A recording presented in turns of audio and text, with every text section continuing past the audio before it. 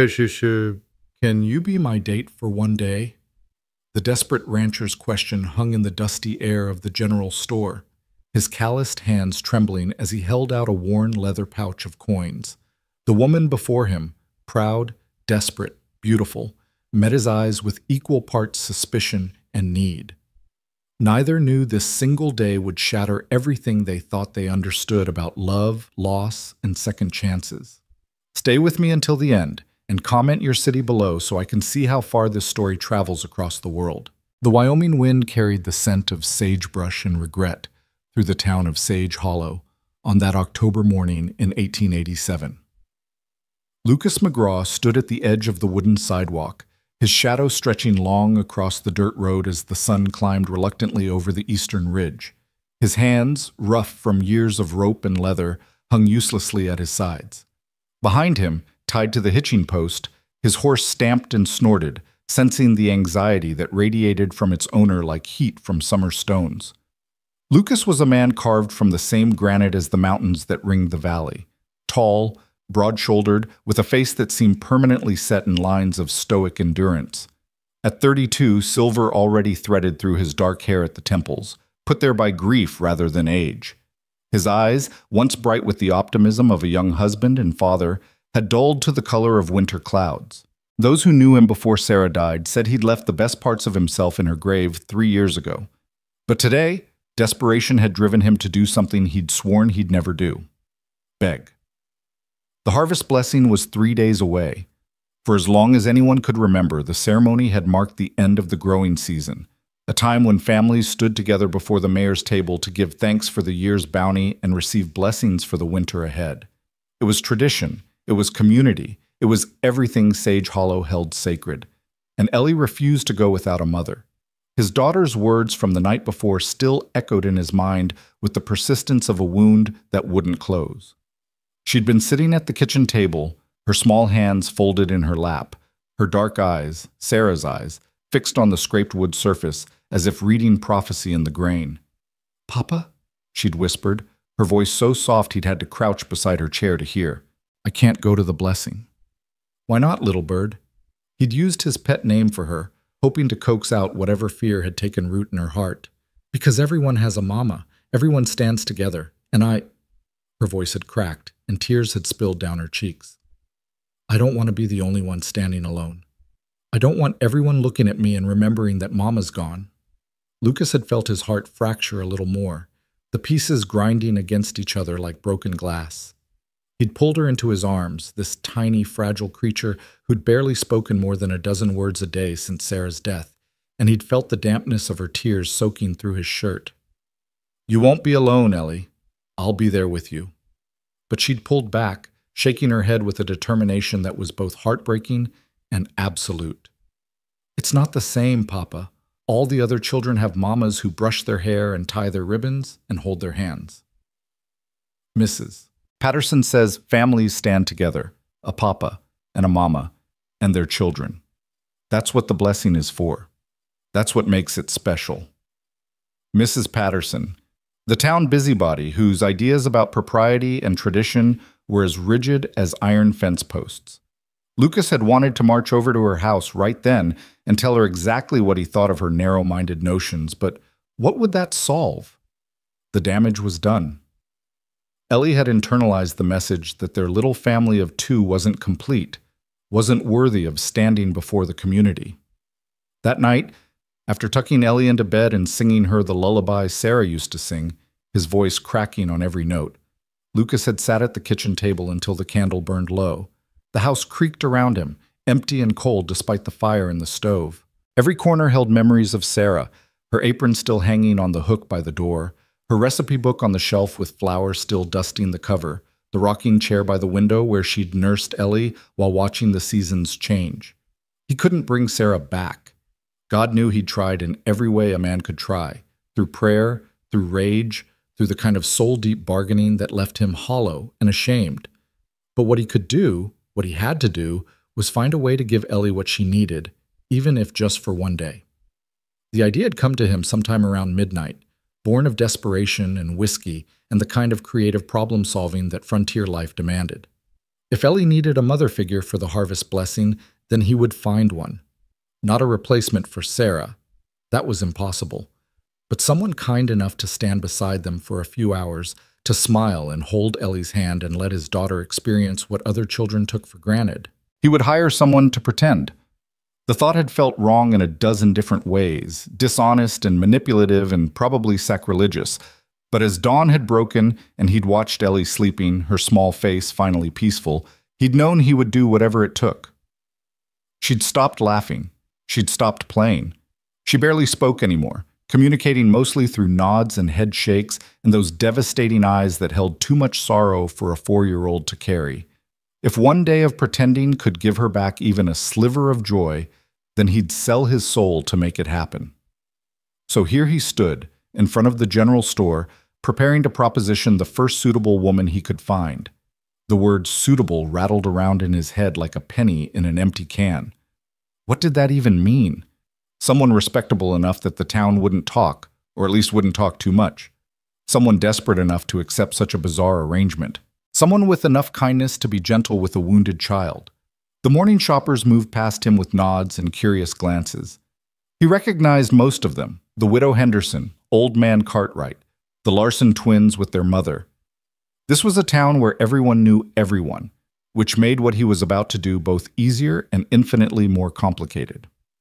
Lucas took a deep breath, squared his shoulders, and pushed open the door to Mackenzie's general store. The bell above the door jangled, and the familiar smells hit him immediately: coffee, tobacco, leather, the sweet, sharp scent of pickle brine from the barrel near the counter. Henry Mackenzie stood behind the register, his round face already flushed with irritation as he argued with someone Lucas couldn't quite see behind a display of canned goods. "I've been more than patient, Miss Winslow, but your father's debt has been outstanding for 8 months now. I can't keep extending credit indefinitely. I have my own bills to pay." "Mr. Mackenzie, I understand your position. Truly, I do." The voice that responded was clear and controlled, with an edge of steel beneath the courtesy. "But as I've explained, my mother is ill. The doctor's bills have consumed every penny we had. I'm working now, teaching at the school, and I will pay you back every cent my father owed. I just need a little more time." "You've been saying that for 2 months, miss. Time doesn't put food on my table or pay my suppliers." Lucas moved closer, curiosity drawing him toward the conversation despite his own mission. As he rounded the display, he got his first clear look at the woman Mackenzie was haranguing. She stood with her back straight as a lodgepole pine, her chin lifted in defiance even as her hands clutched a worn reticule so tightly her knuckles had gone white. She was younger than he'd expected from her composed voice, probably mid-20s, with dark auburn hair pinned up in a style that had been neat hours ago, but was now coming loose in wisps around her face. Her dress was clean but faded, mended carefully at the seams, the kind of careful poverty that tried desperately to maintain dignity. But it was her eyes that stopped Lucas in his tracks. They were the color of honey held up to sunlight, golden brown and fierce, burning with a pride that refused to be extinguished by circumstances. This was a woman who'd known better days and was fighting with everything she had to climb back to them. "I can give you $10 by the end of the month," she said, her voice never wavering. "And 10 more the month after that. The school board pays me $35 a month. After rent and necessities for my mother, that's what I can manage." Mackenzie snorted. "Your father owed me $87, Miss Winslow. At that rate, it'll take you nearly a year to settle the account." "Then I'll take a year. But I will pay it. My father was a good man who fell on hard times. I won't let his memory be tarnished by unpaid debts." Something in her words struck Lucas like a physical blow. Here was someone who understood loss, who was carrying burdens that threatened to break her, but refused to surrender. Someone who was fighting for family, for honor, for the kind of principles that seemed increasingly rare in a world that valued pragmatism over pride. Before he could second-guess himself, Lucas stepped forward. "Excuse me." Both Mackenzie and the woman, Miss Winslow, turned to look at him. Mackenzie's expression shifted to something between relief and speculation. The woman's eyes narrowed slightly, defensive, as if expecting another person to pile on to her troubles. "Mr. McGraw," Mackenzie said, his merchant smile sliding into place. "What can I do for you this morning?" Lucas ignored him, his attention fixed on Miss Winslow. Up close, he could see the shadows under her eyes. The thinness of her face that spoke of too many meals skipped so someone else could eat. But he also saw the stubborn set of her jaw, the way she refused to look away from his scrutiny. "You're the new school teacher?" he asked. "I am. Clara Winslow." She didn't offer her hand, perhaps sensing that the stranger had somehow overheard her humiliation and was about to make it worse. "And you are?" "Lucas McGraw. I have a ranch about 5 miles north of town. My daughter Ellie should be starting school soon. She's 4. He watched Clara's expression shift slightly, some of the defensiveness giving way to curiosity. "Most children don't start until they're 5 or 6. Is there a particular reason?" "She needs to be around other children." Lucas cut her off, not ready to explain the full depth of Ellie's isolation. "She needs to learn that the world is bigger than our ranch." Clara studied him for a long moment, and Lucas had the uncomfortable sensation of being dissected, examined, and catalogued by an intelligence that missed very little. Whatever she saw in his face must have satisfied some internal criteria because she nodded slightly. "Then I look forward to having her in my classroom, Mr. McGraw." "That's not why I'm here."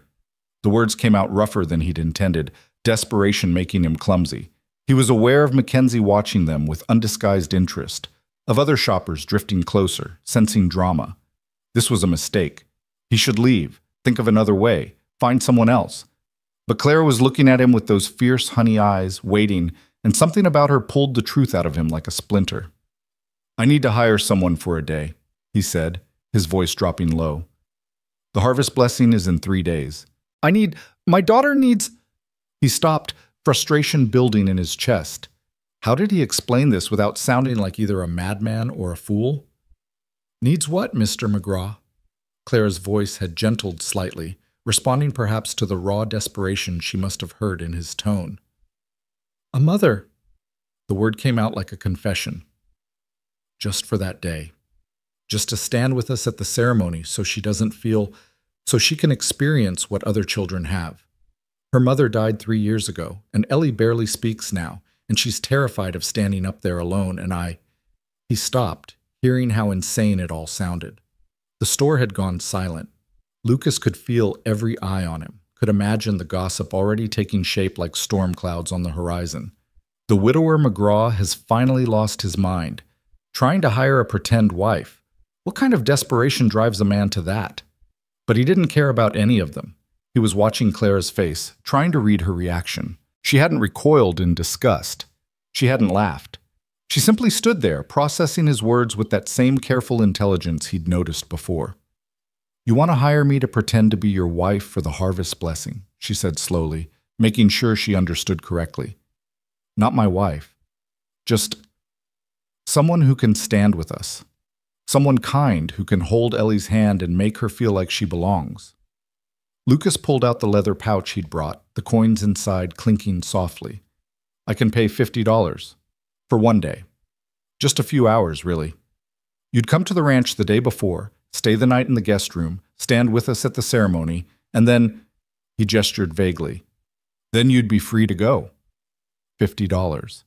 He watched the number register in Clara's eyes, watched her quick mind calculate what that could mean. $50 was more than a month's teaching salary. $50 could pay off a significant portion of her father's debt, could buy medicine for her sick mother, could provide breathing room in a life that had clearly offered very little room to breathe.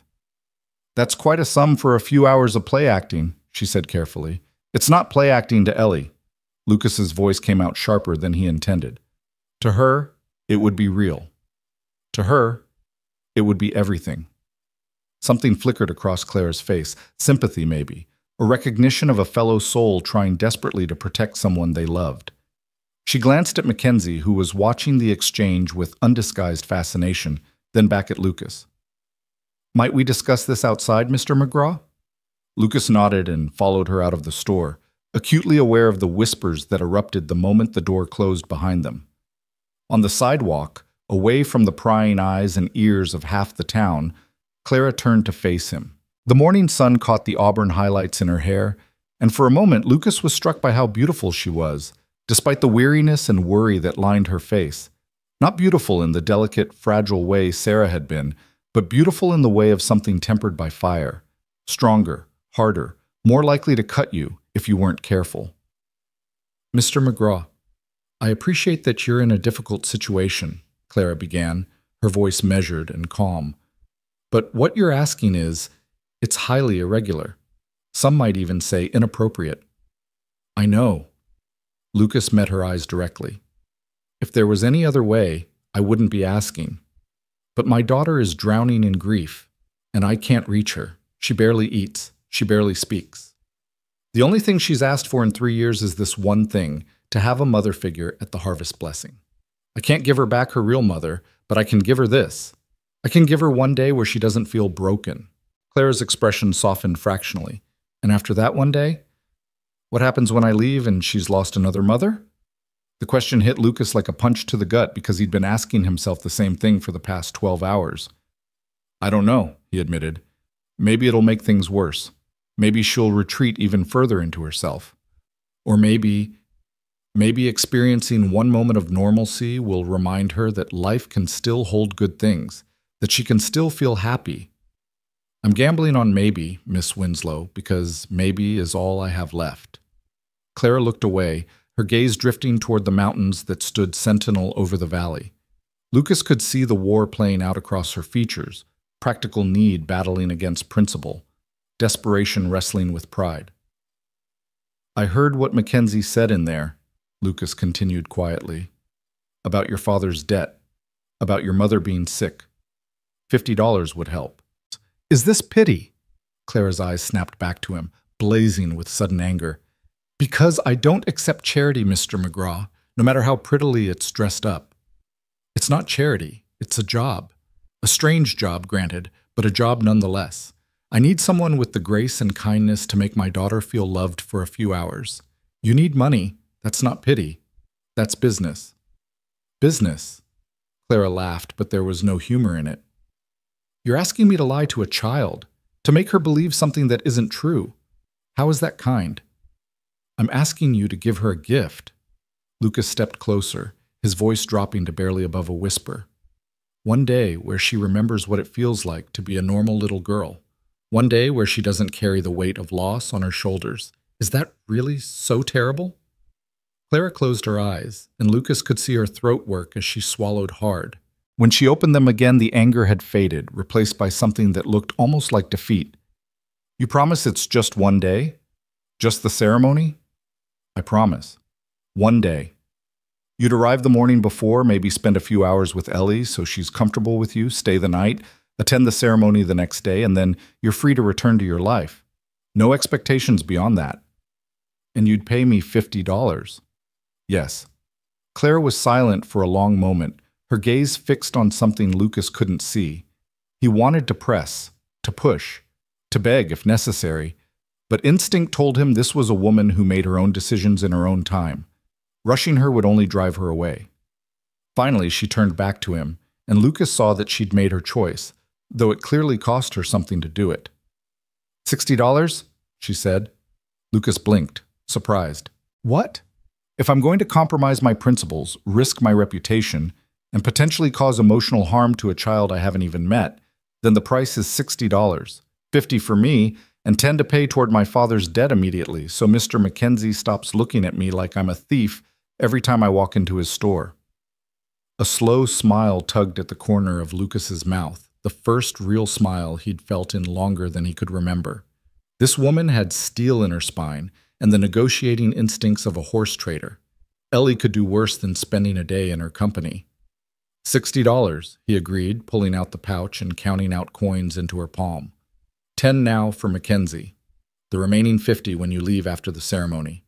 Clara stared down at the coins in her hand as if they might vanish like morning mist. Then she closed her fingers around them tightly and looked up at Lucas with those fierce, honey-colored eyes. One day, Mr. McGraw, I'll arrive at your ranch the morning before the harvest blessing. I'll be kind to your daughter. I'll stand with you at the ceremony, and then I'll leave. Is that clear? Crystal clear. And you'll tell your daughter the truth beforehand. I won't be part of an outright deception. She needs to understand that this is temporary. Lucas hesitated. He'd planned to let Ellie believe whatever she needed to believe, to let the fantasy exist unchallenged for as long as it could. But Clara was right. A lie like that would only hurt more when the truth inevitably came out. "I'll talk to her," he promised. "I'll explain that you're helping us for the day." "Good." Clara squared her shoulders, that invisible armor sliding back into place. "Then we have an agreement. I'll see you the day after tomorrow, Mr. McGraw." She started to turn away, but Lucas caught her arm gently. She froze, looking down at his hand on her sleeve, then up at his face with an expression of wary surprise. "Thank you," Lucas said quietly. "I know this is strange, and I know you're doing it for the money, but thank you. You're giving my daughter something I couldn't give her on my own." Something shifted in Clara's expression, the hardness softening just enough for Lucas to glimpse the woman beneath the armor. "Don't thank me yet, Mr. McGraw. We'll see if this turns out to be kindness or cruelty." Then she pulled away gently and walked back into the store, leaving Lucas standing alone on the sidewalk with an agreement that felt both like the answer to his prayers and the beginning of something he couldn't quite name. He stood there for several minutes, watching the people of Sage Hollow go about their morning business, and wondered what exactly he'd just set in motion. The practical part of his brain, the rancher's part that dealt in facts and logistics, told him he'd just solved a problem. He'd found someone to fulfill Ellie's wish, someone respectable and kind who would play her part and then disappear from their lives. But another part of him, the part that still remembered how to feel things deeper than surface-level survival, whispered that nothing was ever that simple. That a woman like Clara Winslow, proud, fierce, desperate, and brave, wasn't someone who could pass through a life without leaving marks behind. Lucas climbed onto his horse and turned toward home, the leather pouch considerably lighter in his pocket, his heart somehow both heavier and lighter than it had been that morning. In 2 days, Clara Winslow would walk onto his ranch and into Ellie's life. One day, he'd promised. Just one day. But as Lucas rode through the sagebrush and dust toward home, the mountains standing witness to deals both made and yet to be understood, he couldn't shake the feeling that one day might not be nearly enough, or that it might be far too much. The consequences were already in motion, rolling forward like a wagon with broken brakes heading downhill. All he could do now was hold on and pray that when they reached the bottom, the wreckage wouldn't be more than they could survive. Behind him, in the general store, Clara Winslow stood at the counter, placing 10 silver dollars in front of Henry Mackenzie with hands that shook only slightly. The merchant's eyes widened as he counted the coins, his expression shifting from skepticism to surprise. "Well, Miss Winslow, this is unexpected. If you can keep up payments like this—" "I can," Clara interrupted, her voice steady even though her insides churned with doubt and dread, and a strange flutter of something that might have been hope if she'd still known how to recognize it. "I can, and I will." As she left the store, the weight of her father's debt slightly lighter, Clara thought about the promise she'd just made. One day of pretending to be something she wasn't. One day of playing house with a desperate man and his wounded child. One day that would earn her enough money to breathe a little easier, to maybe take her mother to a better doctor, to stop feeling like she was drowning in an ocean of obligations and regrets. One day. What harm could it possibly do? But as she walked back toward the small, rented room she shared with her ailing mother, Clara felt the first whisper of warning flutter through her chest. She'd learned the hard way that bargains made in desperation rarely ended well, that temporary arrangements had a way of becoming permanent complications, that the things we tell ourselves are just for one day have a habit of stretching into forever, whether we want them to or not. She'd survived one scandal already, back in Philadelphia. She'd survived the whispers and the pointed fingers, and the way her so-called friends had dropped her like a hot coal when her reputation had been damaged through no fault of her own. She'd survived losing her teaching position, her father's death from a heart weakened by shame, the desperate flight west to start over in a place where no one knew her story. She'd survived all of that by being careful, by guarding herself, by never letting anyone close enough to hurt her again. And now she was walking straight into a situation that screamed danger in every possible way. Attaching herself, even temporarily, to a man and child who needed her for all the wrong reasons. Pretending to be something she wasn't. Opening herself up to exactly the kind of gossip and speculation she'd been trying so hard to outrun. Clara climbed the narrow stairs to her room, each step feeling heavier than the last. Her mother was asleep when she entered, her breathing labored but steady, her face pale against the pillow. Clara set the remaining coins on the small table and sank into the chair by the window, looking out over the town that was supposed to be her fresh start. $60. For one day. It should have felt like salvation. Instead, it felt like standing at the edge of a cliff, knowing she was about to jump but unable to see the bottom through the darkness below. "God help me," Clara whispered to the empty room, to her sleeping mother, to the mountains that had no answers to give. "God help us all." Outside, the wind picked up, sending dust devils spinning down the main street of Sage Hollow. Somewhere in the distance, a dog barked. The town went about its business, unaware that the pieces of something momentous were falling into place, that a one-day agreement made in desperation would ripple outward in ways no one could predict. In 2 days, Clara Winslow would ride out to the McGraw Ranch. In 2 days, Lucas McGraw would introduce her to the daughter he'd move heaven and earth to protect. In 2 days, a chain of events would begin that would test every assumption they'd made about what love could look like, about what families could be, about what it meant to let yourself need someone when needing was the most dangerous thing you could do. Just one day, they'd promised each other. But some promises are made to be broken, and some days are meant to last forever, whether you're ready for them or not. The story had begun. The players were in motion, and somewhere in the space between a desperate father's love and a proud woman's need, something neither of them expected was about to bloom. Something fragile and fierce and utterly transformative. One day. It would have to be enough. It would have to be everything. Because in Sage Hollow, Wyoming, in the fall of 1887, there were no second chances. There was only now and the courage to reach for what you needed, even when reaching felt like the scariest thing in the world. The wind carried their fates forward on invisible wings, and all they could do was wait for what came next. 2 days passed like sand through an hourglass. Inevitable, measured, carrying Lucas closer to a moment he couldn't quite prepare for. He'd spent those 48 hours trying to explain the unexplainable to a 4-year-old who understood loss far better than she should have. The conversation had happened the evening after his trip to town, with Ellie sitting cross-legged on her bed, her worn cloth doll clutched against her chest. Lucas had knelt on the floor beside her, his hands folded in his lap to keep them from shaking. "Little bird, I need to talk to you about the harvest blessing." Ellie's eyes had lifted to his face, hope and fear warring in those dark depths that mirrored Sarah's so perfectly it sometimes hurt to look at her. "I found someone who can help us," Lucas had continued carefully.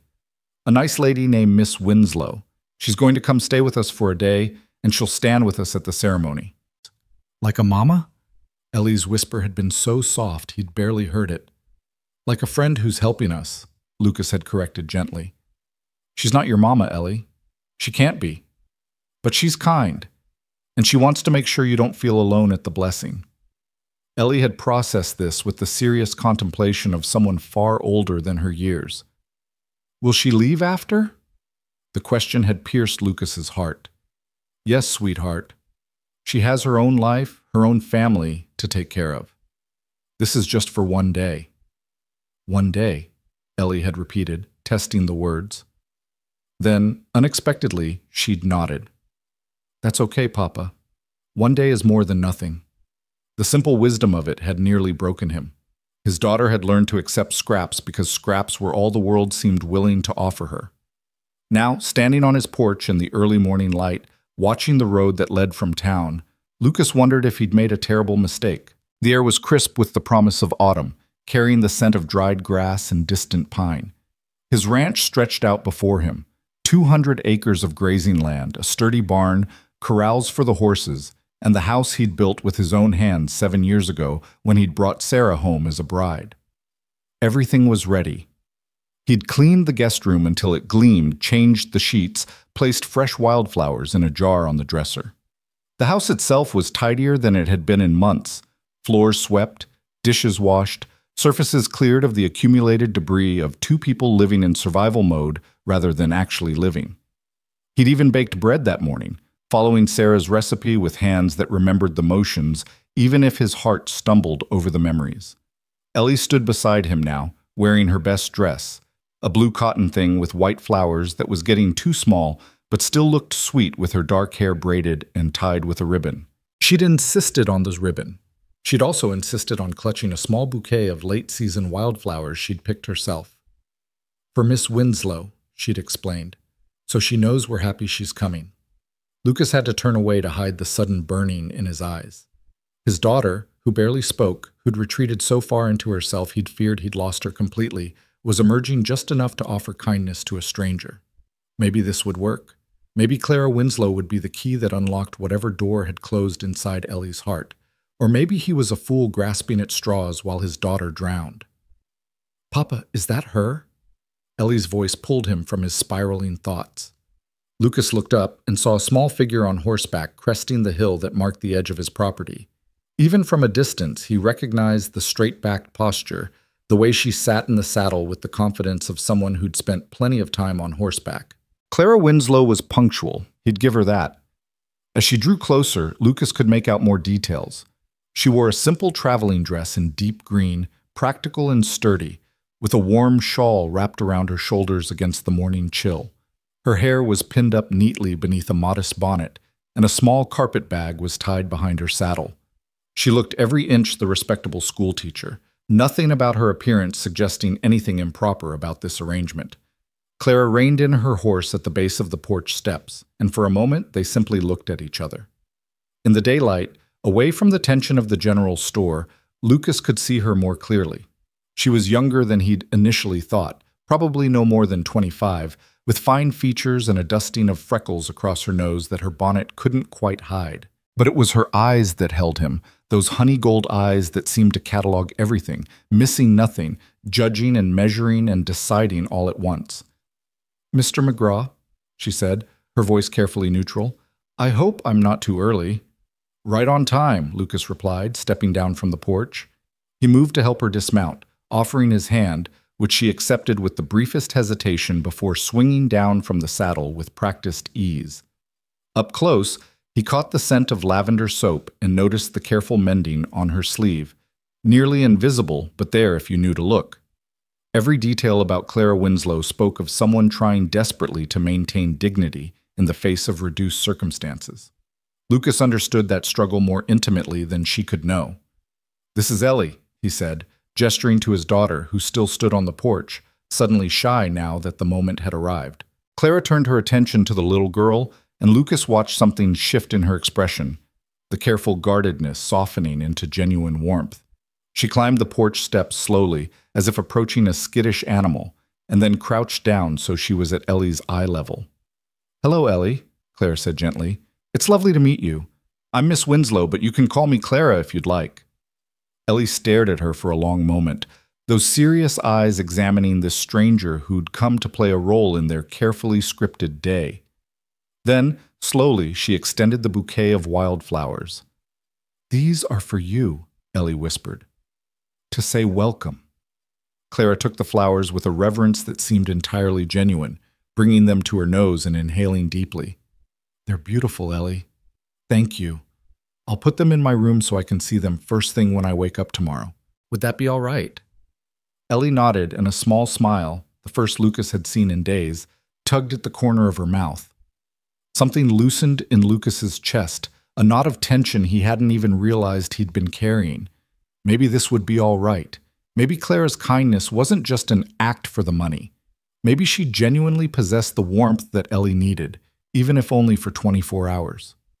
"Let me show you to your room," Lucas said, moving to untie Clara's bag from her saddle. "Then maybe we can have some breakfast. I made bread this morning, and there's coffee on the stove."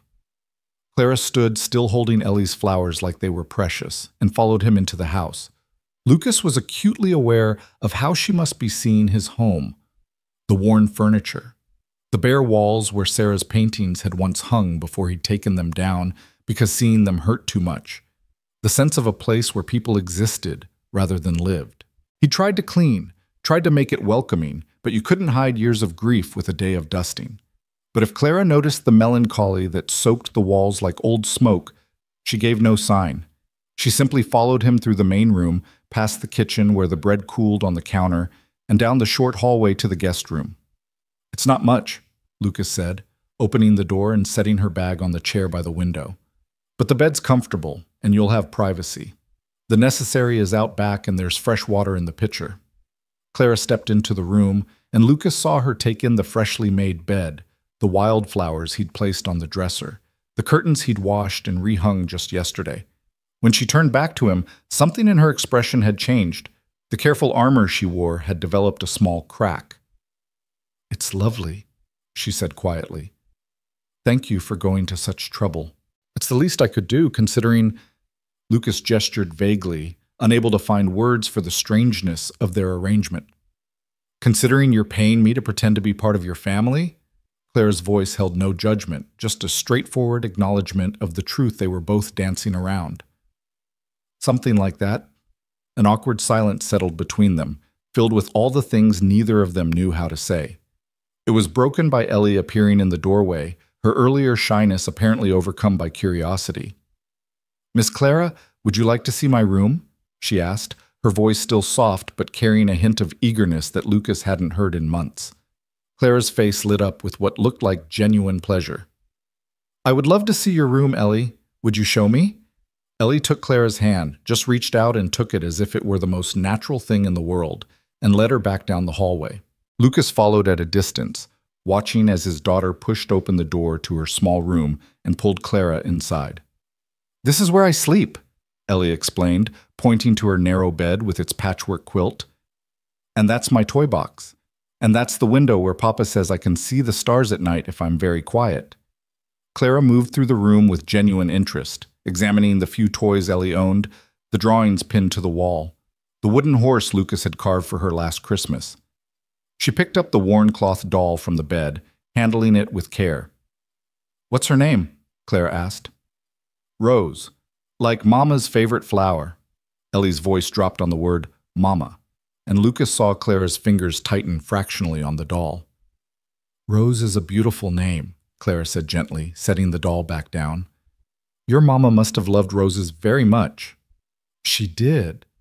Papa says she planted them all around the house, but they died when she died." Ellie spoke with the matter-of-fact tone children use when discussing things they don't fully understand but have accepted as immutable truth. Lucas felt his throat close. He hadn't realized Ellie had noticed the roses dying, had connected their withering to Sarah's death. It was such a small thing, such a painfully observant thing, and it broke something inside him all over again. Clara looked up and caught his eye, and in her gaze he saw understanding, not pity, but genuine comprehension of how grief could manifest in 1,000 tiny deaths beyond the primary loss. She turned back to Ellie, crouching down again so they were face to face. "You know what I think?" Clara said softly. "I think roses are strong, stronger than most people give them credit for. Sometimes they die back in the winter and you think they're gone forever, but then spring comes and they bloom again. Maybe your mama's roses just need someone to care for them. Maybe they're waiting for the right person to help them remember how to grow." Ellie's eyes widened. "Could we make them bloom again?" "We could certainly try. Would you like to look at them with me later? See if any of them might still be alive under all that dead wood?" Ellie nodded vigorously, more animation in her face than Lucas had seen since before Sarah died.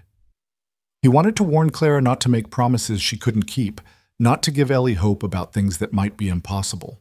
But something stopped him. Maybe it was the careful way Clara phrased it. "We could try," rather than, "I can fix this."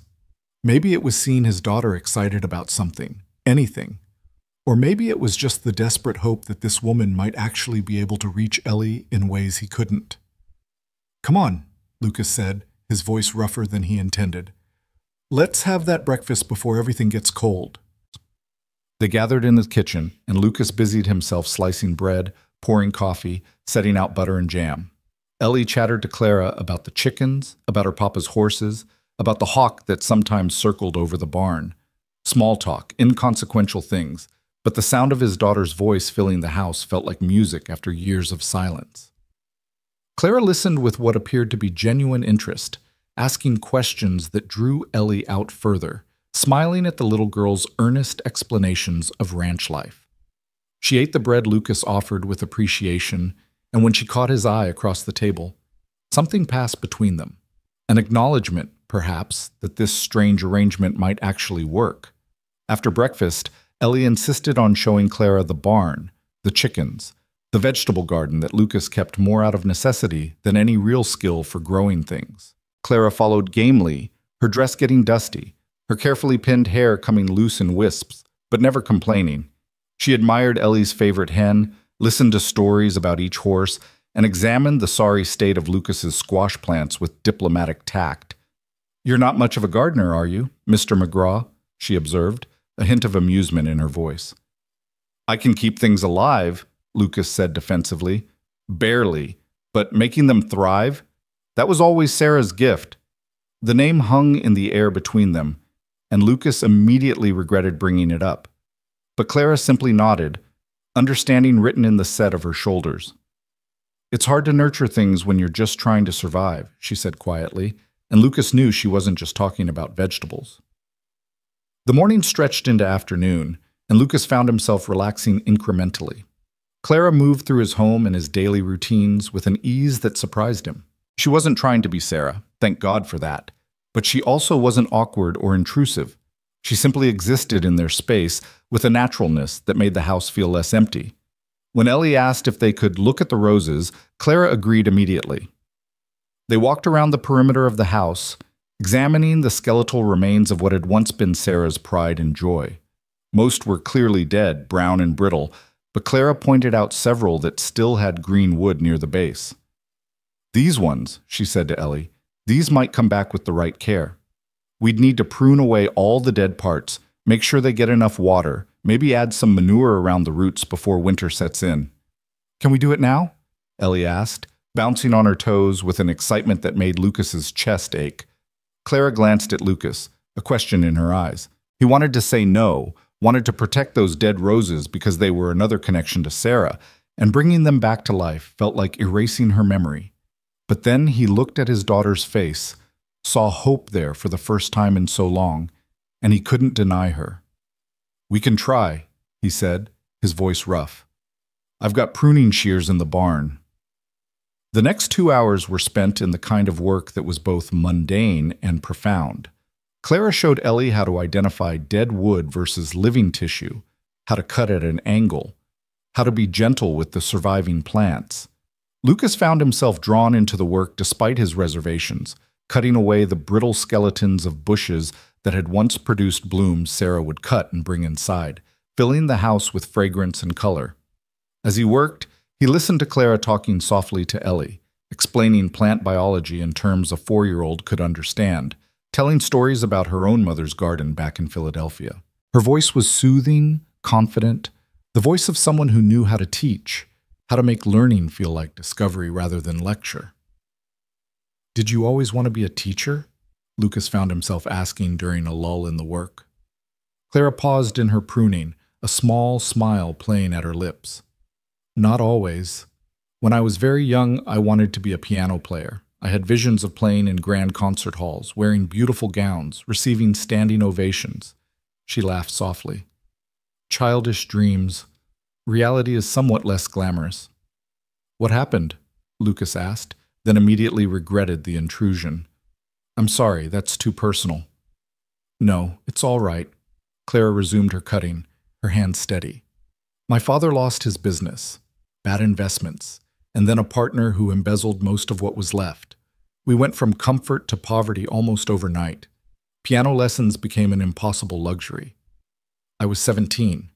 I had to find a way to support the family." "So you became a teacher?" "I became a lot of things. A seamstress, a lady's companion, a governess. Teaching was actually the best of all the options available to me. At least it used my education, gave me some dignity." She glanced at Ellie, making sure the child was absorbed in her own rosebush before continuing in a lower voice. "And then there was a scandal that wasn't my fault, but became my burden anyway.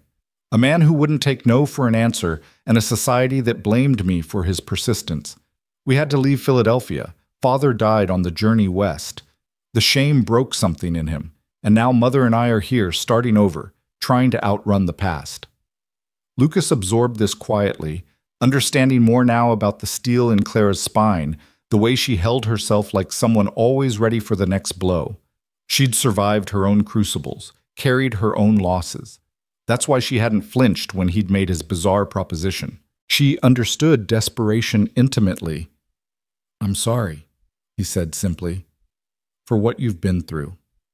Clara looked at him directly, and he saw something shift in her eyes, a recognition, perhaps, of shared wounds. "We all carry things, Mr. McGraw. The trick is learning how to carry them without letting them crush us." Before Lucas could respond, Ellie's voice rang out with pure joy. "Papa, Miss Clara, look, this one has a tiny green leaf." They both turned to where Ellie was pointing at a small bud of new growth emerging from one of the rose bushes they'd just pruned. It was tiny, barely there, but unmistakably alive. "Well, look at that," Clara said, genuine delight in her voice. "Your mama's roses aren't ready to give up yet, Ellie, just like you." The parallel wasn't lost on Lucas. He watched his daughter stroke the tiny leaf with one gentle finger, saw wonder on her face, and felt something crack open inside his chest. Some part of himself he'd sealed away when Sarah died, some capacity for hope he'd thought was gone forever. That evening, as the sun sank toward the mountains and painted the sky in shades of orange and pink, Clara helped Lucas prepare dinner. It was simple fare: beans, cornbread, dried beef, but having someone else moving through the kitchen, someone to talk to while he cooked, made it feel less like survival and more like living. Ellie set the table without being asked, placing wildflowers in the center as decoration. They ate together as the light faded, and Lucas couldn't help but notice how natural it felt. The three of them around the table, passing dishes, sharing conversation. This was what he'd wanted to give Ellie, the sense of family, of completeness. Even if it was temporary. Even if it was purchased. After dinner, Clara suggested reading Ellie a bedtime story. They settled in the main room, Ellie curled against Clara's side on the worn sofa, while Clara read from a book of fairy tales in a voice that brought the words to life. Lucas sat nearby, ostensibly mending a bridle but really just watching them, memorizing the picture they made, his daughter's dark head against Clara's shoulder, the firelight playing across both their faces, the sense of peace that had descended over his home like a benediction. When the story ended and Ellie's eyes were drooping, Lucas carried her to bed. But as he started to tuck her in, she reached up and wrapped her arms around his neck. "Papa," she whispered against his ear, "I like Miss Clara. She makes the sad feel smaller." Lucas's throat closed completely. He could only nod and hold his daughter close, breathing in the little girl's scent of her hair, feeling the steady beat of her heart against his chest. When he returned to the main room, Clara was standing by the window, looking out at the darkening landscape. She'd unpinned her hair, and it fell in waves down her back, catching the firelight in shades of auburn and gold. For a moment, Lucas just stood there, struck by the picture she made. This strong, damaged woman who'd walked into his home and, in the span of a single day, had begun to heal things he'd thought were broken beyond repair. "She's asleep?" Clara asked without turning. "Out like a light. You wore her out." Lucas moved to stand beside her at the window. "Thank you, for today, for being so kind to her." "I wasn't pretending," Clara said quietly. "About that part, at least. She's a lovely child, Mr. McGraw. You've done well with her, despite—" She gestured vaguely, meaning all the grief, all the hardship, all the ways he'd been fumbling through fatherhood alone. "I haven't done well. I've kept her alive, but that's not the same as helping her thrive." Lucas heard the bitterness in his own voice and tried to soften it. "Today was the first time in 3 years she's seemed like a normal little girl. That's because of you." Clara finally turned to face him, and in the firelight, her eyes were impossibly warm, full of something he couldn't quite name. "Don't give me too much credit. I'm just a stranger passing through. Tomorrow, after the ceremony, I'll be gone, and you'll go back to just the two of you." "That's the agreement," Lucas acknowledged. But something in his chest twisted at the thought. One day. That's all they'd promised each other. So why did the idea of Clara leaving suddenly feel like another loss he wasn't prepared to bear? "I should retire," Clara said, breaking the moment. "It's been a long day, and tomorrow will be longer." "Of course." Lucas stepped back, giving her space.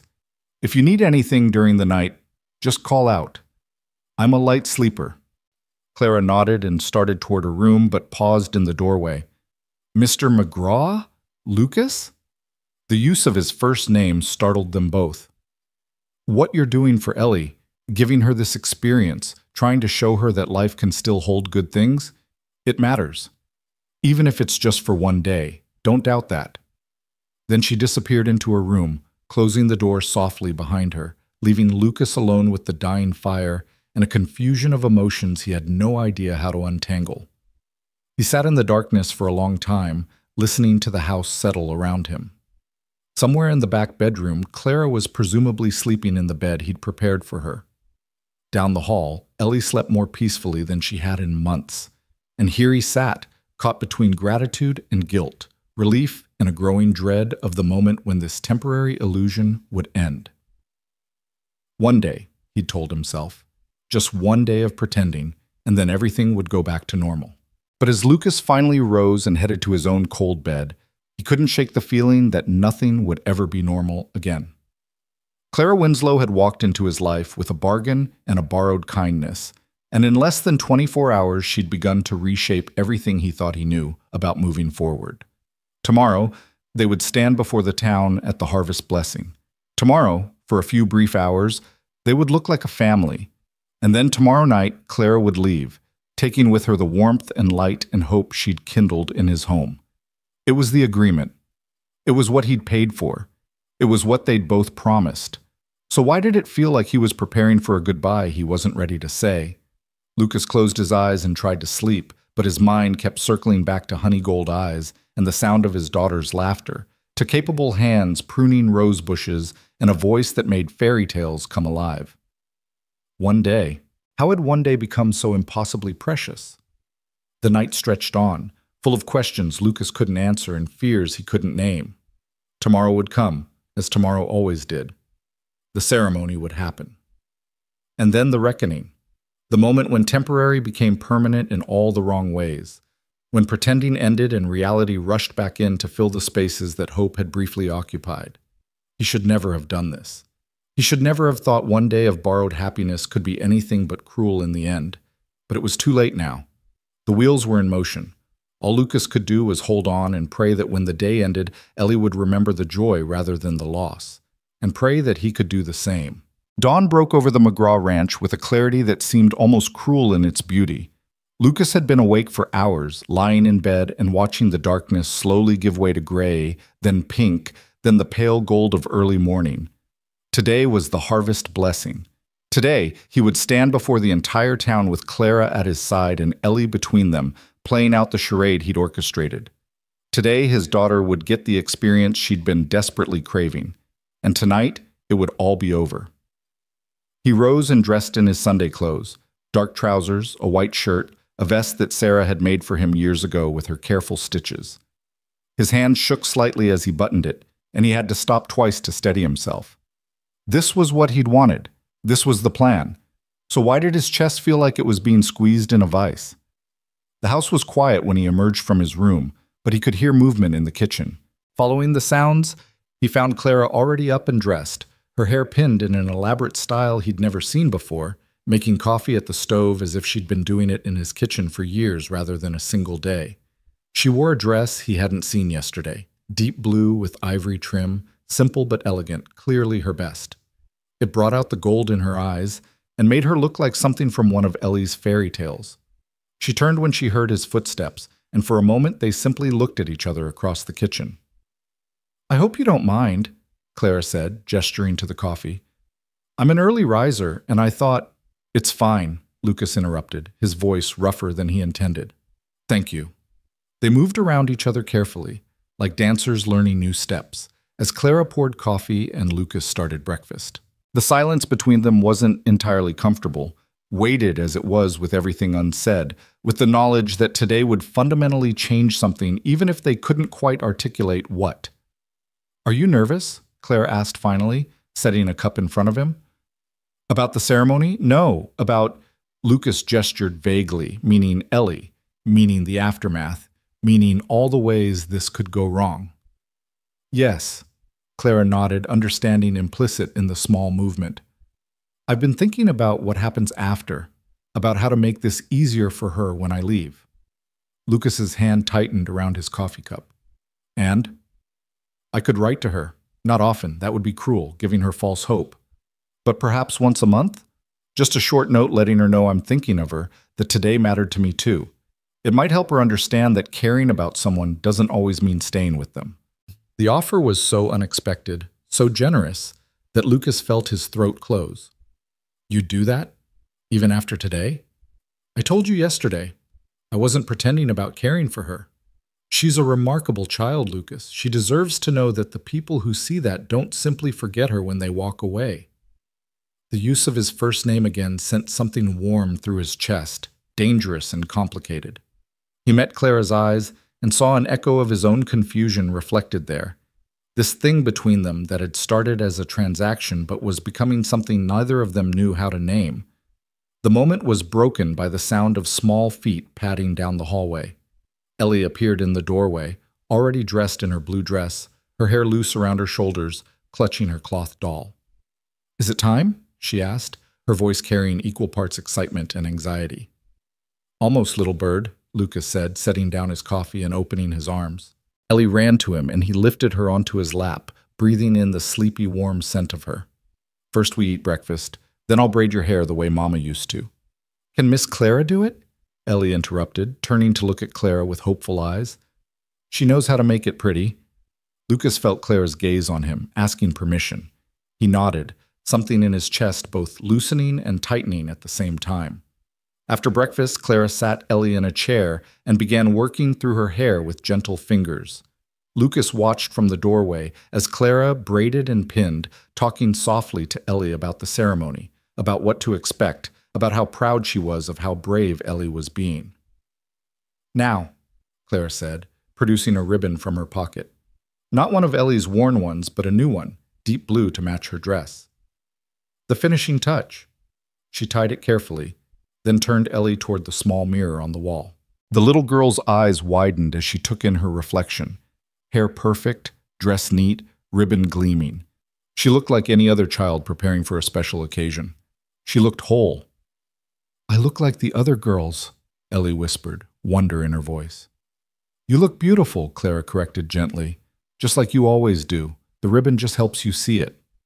Lucas had to turn away, overcome by emotions he couldn't contain. This was what he'd wanted for Ellie, this moment of feeling normal, of seeing herself as something other than broken. And Clara had given it to her with a simple ribbon and words spoken with genuine warmth. The ride into town was quiet. The three of them squeezed onto the wagon bench. Lucas drove, with Ellie between him and Clara, the child's hand tucked securely in Clara's. The morning was crisp and clear, perfect autumn weather, and the road was already filling with other families heading to the town square for the ceremony. As they drew closer, Lucas became aware of the stares, the whispered conversations that stopped when they passed, the way heads turned to watch them. News traveled fast in Sage Hollow. Everyone would know by now that the widower McGraw was bringing someone to the harvest blessing. Everyone would be speculating about who Clara was, what this meant, whether the lonely rancher had finally found someone to fill the hole his wife's death had left. Let them talk, Lucas thought grimly. After today, Clara would be gone, and the gossip would die down eventually. Everything would return to normal. Except he was beginning to realize that normal wasn't something he wanted anymore. Normal meant the cold house and the silent dinners and Ellie's hollow eyes. Normal meant surviving rather than living. And these past 2 days, however artificial, had reminded him that life could be something more. They arrived at the town square to find it already filling with people. The mayor's table was set up at the front, decorated with autumn leaves and corn stalks. Families were gathering in clusters, children running and playing, adults exchanging news and pleasantries. The air smelled of wood smoke and the pies that various families had brought for the communal meal that would follow the ceremony. Lucas helped Clara down from the wagon, then lifted Ellie. As his boots hit the ground with his daughter in his arms, he became acutely aware of the attention focused on them. Mrs. Patterson stood with a group of women near the church steps, all of them watching with undisguised curiosity. Henry Mackenzie was there too, probably having spread the word about Lucas's strange transaction in his store.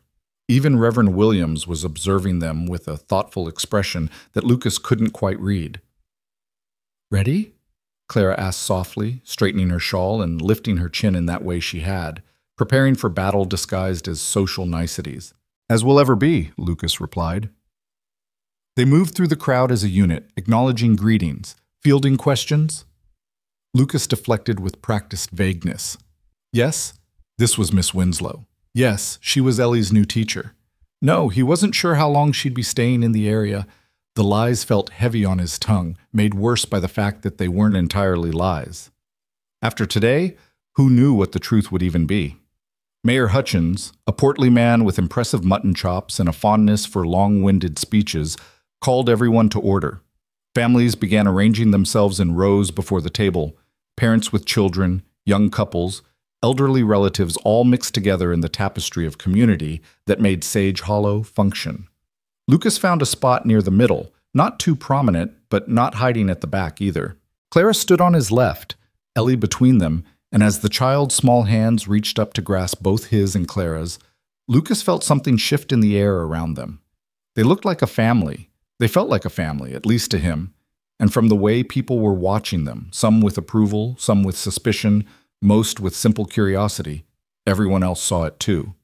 The mayor began his speech, thanking the community for another successful harvest season, acknowledging the challenges they'd faced, celebrating the births and mourning the deaths that had marked the year. His words washed over Lucas like water over stones, meaningful in their tradition, but ultimately just noise compared to the feeling of Ellie's hand in his, warm and solid and real. He glanced down at his daughter and found her staring up at Clara with an expression of such pure contentment that it nearly broke him. This was what she'd needed, not just someone standing beside her, but someone who made her feel seen, valued, part of something larger than her grief. Clara had done that. In less than 2 days, this stranger had reached his child in ways he'd been failing to do for 3 years. The ceremony continued with individual families being called forward to receive the mayor's blessing and place their harvest offerings on the table, preserved goods, vegetables, grains, whatever they had to share with those in need. When the mayor called the McGraw family, Lucas felt his heart stutter. They walked forward together, still hand in hand, and Lucas was intensely aware of every eye on them. He set a jar of preserves on the table, the last batch Sarah had made before she died, saved for 3 years because he hadn't been able to bring himself to open it. But today felt like the right time to let it go, to give it to the community as Sarah would have wanted. Mayor Hutchins smiled down at them, and if he had questions about Clara's presence, he was too polite to voice them publicly. "The McGraw family," he intoned, placing his hand briefly on Lucas's shoulder, then Clara's, then Ellie's head. "May your winter be warm, your pantry full, and your home blessed with love and laughter." "Thank you, Mayor," Lucas managed, his voice strained. As they turned to walk back to their spot, Ellie suddenly pulled free from both their hands and ran to the mayor's table. Before anyone could stop her, she placed her cloth doll, Rose, her most precious possession, next to the jar of preserves. "For a little girl who doesn't have one," Ellie announced clearly, her voice carrying across the suddenly silent crowd. "So she won't be lonely like I was." The silence that followed was absolute. Lucas stood frozen, watching his daughter, his quiet, withdrawn daughter who barely spoke, make this declaration in front of the entire town. The past tense in her words echoed in his head. Like I was. Not like I am. Was. He looked at Clara and saw tears streaming silently down her face, her hand pressed to her mouth. Around them, he could hear people murmuring, could sense the emotional impact of what Ellie had just done, rippling through the crowd like wind through wheat. Mayor Hutchins cleared his throat roughly. That's very generous, Miss Ellie. Very generous indeed." Ellie walked back to them, and when she reached for their hands again, both Lucas and Clara took them immediately, holding on perhaps tighter than necessary. They returned to their place in the crowd, and the ceremony continued, but Lucas barely heard any of it. His mind was reeling, trying to process what had just happened. Ellie had given away Rose, the doll she'd clung to since Sarah's death, the one constant comfort in her small world. She'd given it away because she wasn't lonely anymore, because Clara had filled something in her that had been empty for so long, and tonight Clara would leave. The thought hit Lucas like a physical blow. What had he done? He'd brought Clara here to give Ellie one perfect day, but what he'd actually done was show his daughter what she was missing and then prepare to rip it away. He'd created a wound while trying to heal one. The ceremony concluded, and the crowd dispersed toward the tables laden with food. The communal meal was tradition, everyone bringing something to share, eating together as a community, strengthening the bonds that would carry them through winter. Usually, Lucas and Ellie would eat quickly and leave, uncomfortable in the forced sociability. But today, with Clara beside them, people kept approaching. Mrs. Henderson, the kindly widow who ran the boarding house, engaged Clara in conversation about the school. The Larson twins' mother asked Clara's advice on getting her boys to focus on their studies. Even Mrs. Patterson approached, though her smile was tight and her eyes calculating as she assessed Clara. "Miss Winslow, I don't believe we've been properly introduced. I'm Eleanor Patterson. I head the Ladies' Auxiliary and the Church Committee." She paused, waiting for Clara to be impressed. "I wasn't aware Mr. McGraw was courting anyone." Lucas opened his mouth to deflect, but Clara spoke first, her voice pleasant but carrying an edge of steel. "Mr. McGraw and I are friends, Mrs. Patterson. I'm Ellie's teacher, and when he mentioned she was nervous about attending the ceremony, I offered to accompany them. I hope that doesn't violate any of your committee's guidelines." The sweetness in Clara's tone couldn't quite hide the challenge underneath. Mrs. Patterson's smile grew even tighter. "Of course not.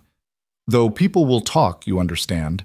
A single woman staying at a widower's ranch, people will talk regardless of what anyone actually does, Mrs. Patterson," Clara interrupted smoothly. "I found that those most concerned with propriety are often those with the most to hide. Now, if you'll excuse us, I believe Ellie wanted to show me the church garden." She took Ellie's hand and walked away, leaving Mrs. Patterson sputtering and Lucas fighting back an entirely inappropriate smile. Clara Winslow was a force of nature when challenged, and watching her defend their unconventional arrangement with such grace and fire did something strange to his heart. The afternoon wore on in a blur of conversations and careful navigation of social expectations. Lucas found himself watching Clara constantly, noticing the way she moved through the crowd with confidence despite being essentially an outsider, the way she deflected invasive questions while still remaining friendly, the way she never let go of Ellie's hand except when absolutely necessary. She was magnificent, and she was leaving in a few hours. As the sun began its descent toward the mountains, casting long shadows across the square, Lucas felt his anxiety building. The ceremony was over. The meal was finished. There was no reason to stay longer. They should head home, let Claire collect her things, pay her the remaining money he owed, and watch her ride out of their lives. But Ellie was happy, laughing with some of the other children, and Clara was deep in conversation with the school board chairman about curriculum, and Lucas found himself desperately wanting to freeze time, to hold on to this moment where everything felt right, even though he knew it was built on borrowed hours. "Mr. McGraw?" A hand on his shoulder pulled him from his spiraling thoughts. He turned to find Reverend Williams standing beside him, his weathered face kind. "Might I have a word?" Lucas followed the Reverend to a quieter corner of the square, dread pooling in his stomach. Whatever was coming, it wasn't going to be comfortable. "That's quite a woman you've brought with you today," Reverend Williams began without preamble. "I've been watching the three of you, and I see something worth noting." "Reverend, I can explain. I'm not asking for explanations, son. I'm making an observation. That little girl of yours, the one who's barely spoken since her mother died, the one I've been praying over for 3 years, she's alive again, really alive. And Miss Winslow is the reason." Lucas swallowed hard. "It's temporary. She's just helping us for today." "Is she now?" The Reverend's eyes were shrewd. "That's a pity, because from where I stand, you've got the makings of a family if you're brave enough to reach for it." "You don't understand. We're not—" Lucas struggled to find words that wouldn't reveal the full truth of their arrangement. "She has her own life, her own obligations. Everyone has obligations. The question is whether you're willing to see past them to what might be possible." Reverend Williams squeezed his shoulder. "I've known you since you were younger than Ellie, Lucas. I married you and Sarah, baptized your daughter, buried your wife. I've watched you survive these past 3 years, but surviving isn't living.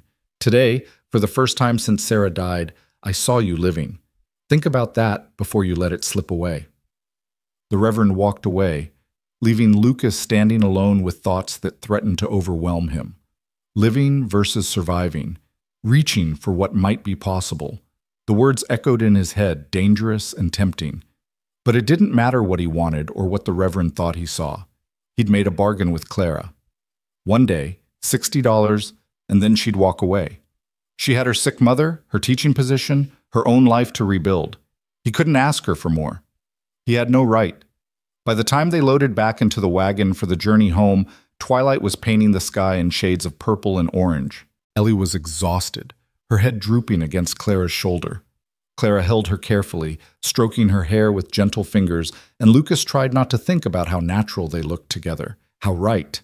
The ranch appeared out of the gathering darkness like a haven, familiar and welcoming. Lucas carried Ellie inside while Clara followed, and together they got the half-asleep child into her nightgown and tucked into bed. "Did you have a good day, little bird?" Lucas asked softly, kneeling beside her bed. "The best day," Ellie murmured, her eyes already closing. "Mama would have liked Miss Clara. I think they would have been friends." The words pierced Lucas straight through. He couldn't speak, could only kiss his daughter's forehead and retreat from the room before she saw his tears. Clara was waiting in the hallway, her own eyes bright with unshed tears. They moved to the main room in silence, and Lucas busied himself building up the fire even though the night wasn't particularly cold. He needed something to do with his hands, needed to focus on something other than the fact that Clara would be packing her bag soon and riding away. "I should settle our account," Lucas said finally, pulling out the remaining money. $50 in coins and bills, the agreed-upon sum. He held it out to Clara, who stared at it as if it might bite her. "I don't want it," she said quietly. "What?" "The money. I don't want it." Clara met his eyes, and he saw confusion and determination warring in her expression. "Today wasn't...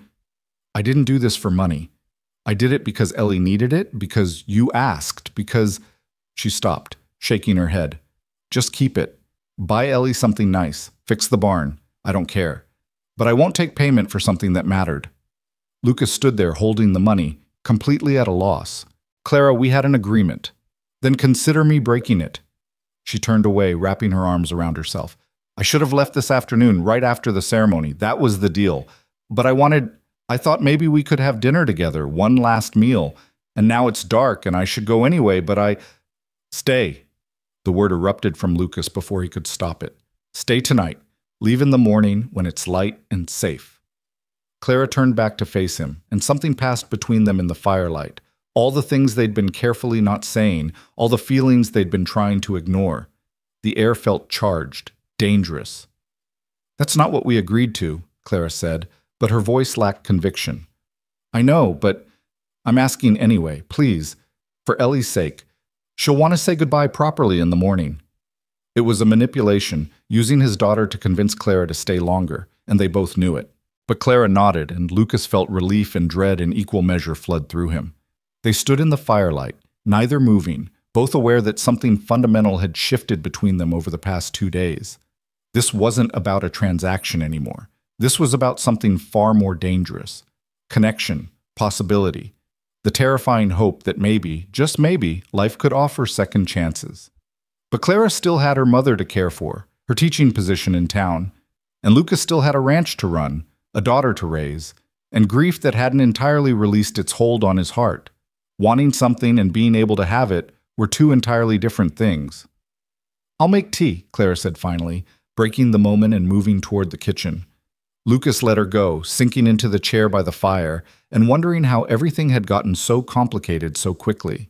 2 days ago, this had seemed simple. Hire someone for a day, give Ellie a good memory, return to life as usual. But Clara Winslow had blown through his carefully constructed plans like wind through a house of cards. And now he was left with wreckage he didn't know how to clean up. He thought about what Reverend Williams had said about surviving versus living. About reaching for what might be possible. About being brave enough to want something more than just getting through each day. But bravery required hope, and hope was dangerous. Hope meant opening yourself up to loss, to disappointment, to all the ways life could hurt you. Lucas had learned that lesson when Sarah died. He'd sworn he wouldn't make himself that vulnerable again. Yet here he was, sitting in the firelight and trying not to think about Clara in his kitchen making tea, about Ellie sleeping peacefully down the hall, about how his house had felt alive for 2 brief days. Here he was, wanting things he had no right to want with a woman who'd promised to leave. Clara returned with 2 cups of tea and settled on the opposite end of the sofa. They drank in silence, both staring into the fire as if it held answers neither of them could find. "Tell me about Sarah," Clara said finally, her voice soft. "If you want to, I mean. You don't have to, but—" "She was everything good," Lucas interrupted, surprising himself. He rarely talked about Sarah, found it too painful to put into words. But tonight, with the firelight and Clara's quiet presence, the words came easier. Kind, gentle, always seeing the best in people. She loved growing things, the roses, the garden. Even me when I was just a rough ranch hand with more dreams than sense. She made everything beautiful just by being in it. She sounds wonderful. She was. And when she died, I felt like all the beauty died with her, like the world had turned gray and would never be bright again. Lucas stared into his tea. "I've been so focused on just surviving, on keeping Ellie fed and clothed and safe, that I forgot there was supposed to be more to life than that. And now," Clara's voice was barely above a whisper, "now I don't know what I'm supposed to do." Lucas looked up and met her eyes across the flickering firelight. "These past 2 days, you've reminded me what living looks like. You've brought light back into this house. You've made my daughter laugh again, and tomorrow morning you're going to leave, and I'm going to have to figure out how to go back to surviving when I've been reminded what it feels like to live." "Lucas," Clara started, but he held up his hand. "I'm not asking you for anything.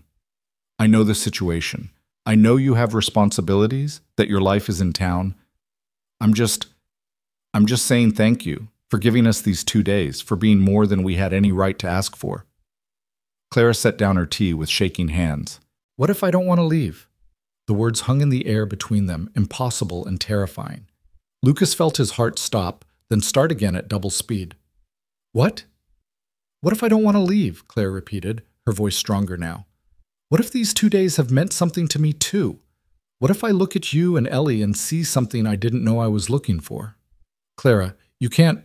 My mother has a room at the boarding house. Mrs. Henderson checks on her daily, and the doctor visits twice a week. She's stable, comfortable. She'd want me to be happy." Clara leaned forward, intensity in every line of her body. "I came here thinking this was a job, a transaction, but it's become something else, something real, and Whatever she was about to say was cut off by a sound from Ellie's room.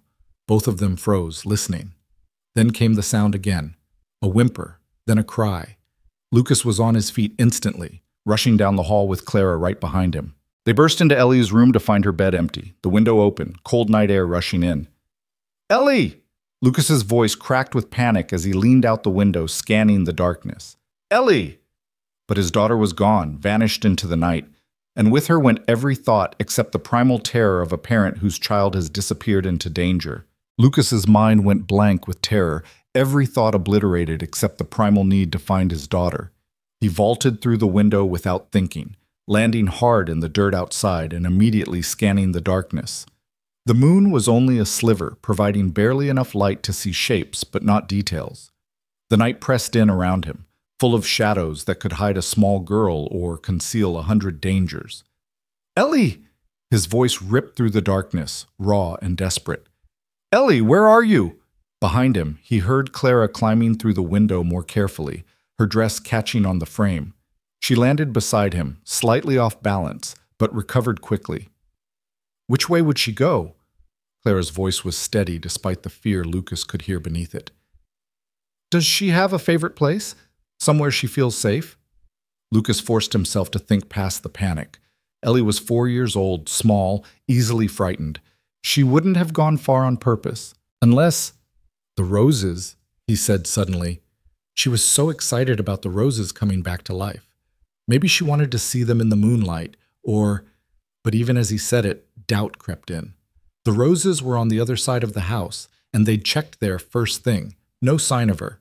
They ran around the house anyway, calling her name, checking behind every bush and around every corner. Nothing. The rose bushes stood skeletal and silent in the darkness, their newly pruned branches looking like reaching fingers. The barn, Lucas said, already running. She likes to visit the horses when she's upset. They burst into the barn, and Lucas grabbed a lantern, his hand shaking so badly it took 3 tries to light it. The golden glow pushed back the darkness, illuminating the stalls where the horses shifted nervously, disturbed by the commotion. But there was no small figure hiding in the hay, no quiet sobbing from the tack room. "Ellie!" Clara called, her voice echoing off the wooden walls. "Sweetheart, if you can hear us, please answer. You're not in trouble. We just want to know you're safe." Silence answered them, broken only by the horses' restless movements and Lucas's ragged breathing. "The creek," Lucas said, a new wave of terror washing over him. "God, the creek. She likes to look for smooth stones there, but in the dark—" He couldn't finish the thought. The creek wasn't deep, but it was rocky, and if she'd fallen, if she'd hit her head— They ran across the yard and down the slope toward where the creek cut through his property, the lantern swinging wildly in Lucas's grip. The sound of water over rocks grew louder as they approached, and Lucas felt his heart trying to beat its way out of his chest. "Ellie! Ellie, please!" His voice broke on her name. They searched both banks, Lucas wading into the cold water without hesitation, holding the lantern high to illuminate every rock and pool. Clara searched the shoreline, lifting branches and checking behind boulders, but there was nothing. No sign of her anywhere. "How long has she been gone?" Clara asked, her voice tight with controlled panic. "How long were we in the main room?" "I don't know. 20 minutes? Half an hour?" Lucas climbed out of the creek, water streaming from his boots, his mind racing through possibilities, each one worse than the last. She could be anywhere by now. She could have wandered onto the road or gotten turned around in the dark, or— "Don't," Clara interrupted firmly, gripping his arm. "Don't think like that. She's smart, Lucas. You've raised a smart, capable girl. She wouldn't go far without reason." "But what reason could she have for leaving?" Lucas heard the desperation in his own voice. "She was happy today. She was fine when we put her to bed. Why would she run away?" Clara was quiet for a moment, and when she spoke, her voice was small and horrified. "Because I said I was leaving in the morning." Lucas turned to stare at her in the lamplight. "What?" "In the hallway, after we tucked her in. We were talking, and I said—" Clara's hand flew to her mouth. "I said I should have left this afternoon, right after the ceremony. That I should go anyway. Lucas, what if she heard us? What if she thought I was leaving right then? And she—" The pieces fell into place with sickening clarity. Ellie had heard them talking, had heard Clara say she should leave, had probably heard Lucas practically begging her to stay, and then what? Had she run away because she was scared of losing another mother, or had she gone looking for something? "The chapel," Clara said suddenly, her eyes wide. "Lucas, does Ellie know where her mother is buried?" "Of course, I take her there on—" He stopped, understanding dawning. "The rose garden, behind the old chapel. She said her mother's favorite flowers were roses, and you told her that roses could come back to life with the right care." "She's gone to find her mother," Clara whispered. "She's gone to see if the roses behind the chapel are still alive, thinking that maybe—" Lucas was already running before she finished the sentence. The old chapel was nearly a mile away, abandoned for years after the new church was built in town. But the cemetery behind it was still maintained. Sarah's grave was there, marked with a simple stone and surrounded by the wild roses that had seeded themselves from the bushes she'd planted years ago. Clara ran beside him, holding up her skirts, her breath coming in gasps. The lantern light bounced crazily as they ran, creating dancing shadows that played tricks on Lucas's eyes. Every movement in his peripheral vision made him think he'd spotted Ellie, only to find it was just branches moving in the wind or his own desperate imagination.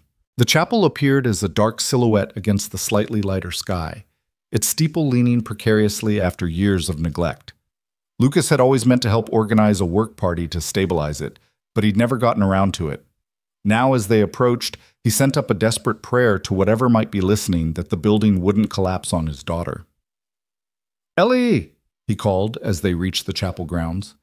"Ellie, are you here?" They circled the building, and Lucas felt his hope beginning to fracture. What if he was wrong?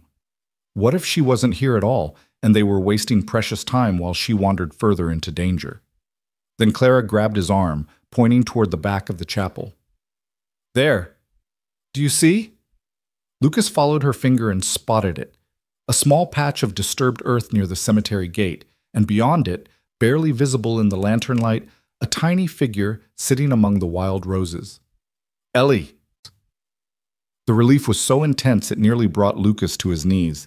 He ran forward, Clara right behind him, and as they got closer he could see his daughter more clearly. She was sitting cross-legged on the ground beside Sarah's grave, surrounded by the tangle of wild rose bushes. Her nightgown was torn and dirty, her feet bare and scratched from the walk. Tears streaked her face, making pale trails through the dirt. In her hands she clutched something, a small bundle of roses she'd picked, thorns and all, her palms bleeding from where they'd cut her. Ellie, Lucas said softly, not wanting to startle her. Little bird, we've been so worried. Ellie looked up at them, and the devastation in her young face was almost more than Lucas could bear. I wanted to bring Mama back, she sobbed. Miss Clara said roses could come back to life, that they just needed someone to care for them. I thought maybe if I came here and talked to Mama's roses, if I told them how much I missed her, maybe she would come back too. Lucas felt his heart shatter into 1,000 pieces. He dropped to his knees beside his daughter, setting the lantern aside and pulling her into his arms, despite the thorns still clutched in her hands. She was cold, shaking, her small body racked with sobs. Oh, sweetheart, he murmured against her hair. Oh, my brave, beautiful girl, I'm so sorry. I'm so sorry you've been carrying this. Clara knelt beside them, and Lucas felt her hand on his back, offering comfort and support. When he looked up at her, he saw tears streaming down her face, her expression a mirror of his own anguish. Ellie, Clara said gently, reaching out to carefully take the roses from the child's bleeding hands. Can I explain something to you? Ellie nodded against Lucas's chest, her sobs subsiding into hiccups. When I said roses could come back to life, I meant the plant itself, the roots and branches that grow in the ground. But your mama, sweetheart, she's not like a rose. She's not waiting in the ground to bloom again. Clara's voice was thick with tears but steady. Your mama is somewhere much more beautiful now, somewhere without pain or sadness. And she lives on in other ways, in your papa's memories, in the stories he tells you, in the way you scrunch up your nose when you laugh just like she used to. But I want her here, Ellie whispered.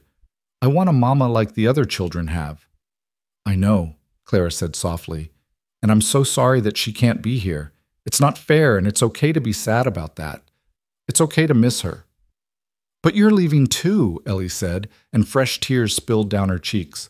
I heard you. You said you should go away, and then I won't have anyone.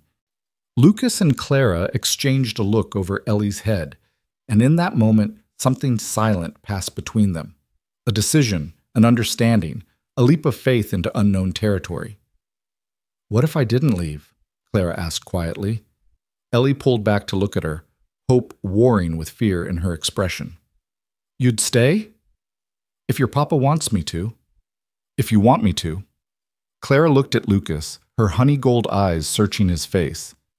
Not as a replacement for your mama, nobody could ever replace her, but as someone who cares about you very much and would be honored to be part of your family. Lucas couldn't speak around the lump in his throat. Everything he'd been trying not to feel, all the emotions he'd been carefully suppressing, rose up and threatened to overwhelm him. This wasn't how he'd planned things. This wasn't the safe, controlled arrangement he'd created to protect his heart and his daughters. This was messy and complicated and terrifying.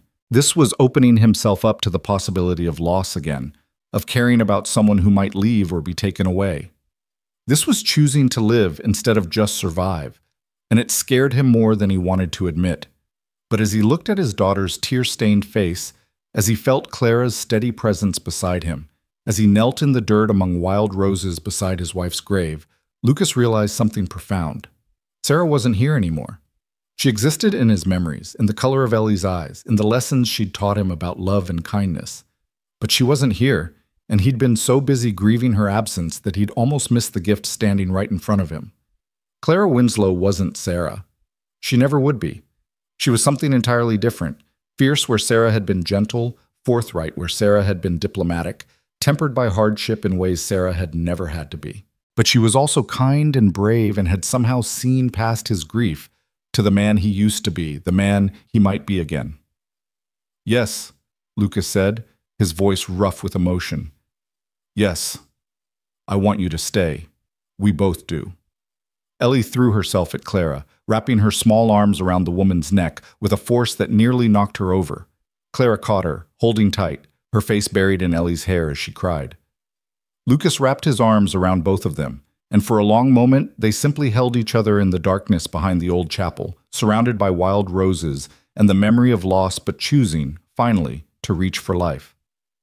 When they finally separated, Clara carefully examined Ellie's cut hands by the lantern light. "These need to be cleaned and bandaged," she said practically, though her voice still trembled. "And young lady, you are never, ever to leave the house alone at night again. Do you understand? You scared us half to death." "I'm sorry," Ellie whispered. "I just wanted—" "I know what you wanted," Clara said gently. "And I understand.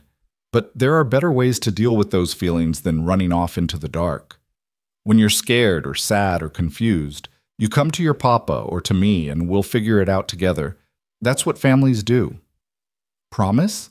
Ellie asked, her voice small. "Promise," Clara said firmly.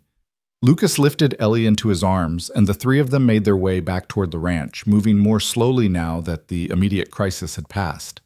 Ellie fell asleep against Lucas's shoulder halfway home, exhausted by emotion and the long walk.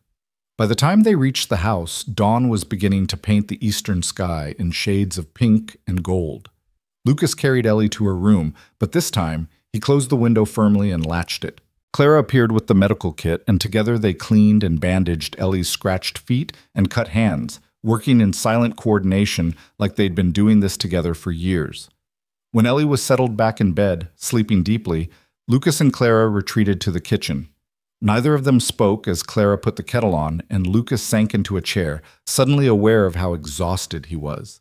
The terror of the past hour had drained something essential from him, leaving him hollow and shaking.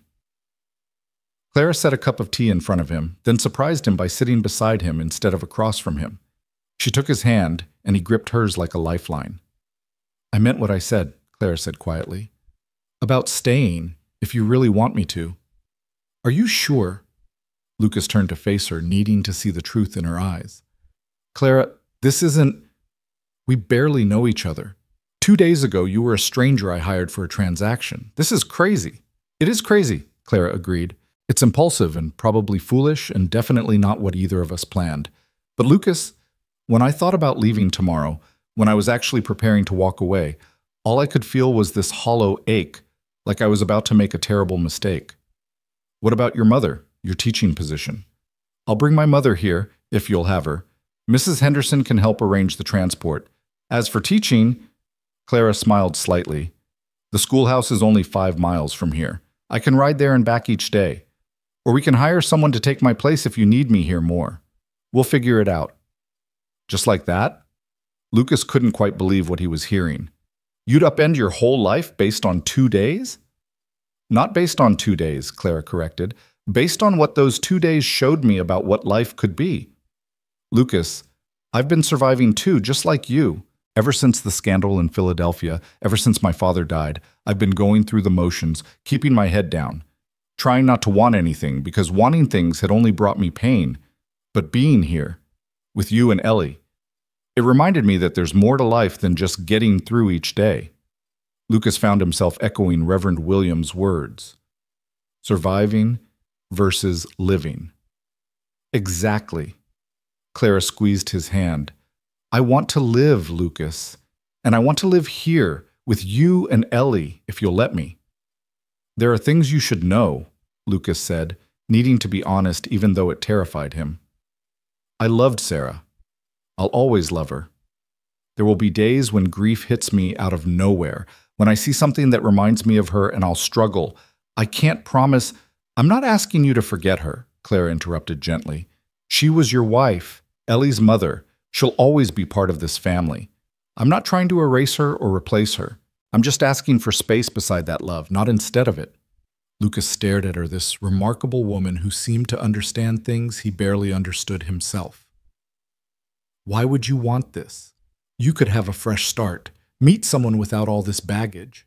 "Because I don't want someone without baggage," Clara said fiercely. "I want you, Lucas McGraw." I want your complicated grief and your fierce devotion to your daughter and the way you're trying so hard to do right by everyone, even when you're barely holding yourself together. I want the man who would pay a stranger $60 just to make his child happy for one day. I want the father who jumped through a window without hesitation when he thought his daughter was in danger. I want the rancher who keeps a garden alive, even though he's terrible at it, because it reminds him of his wife. Clara, Lucas's voice broke.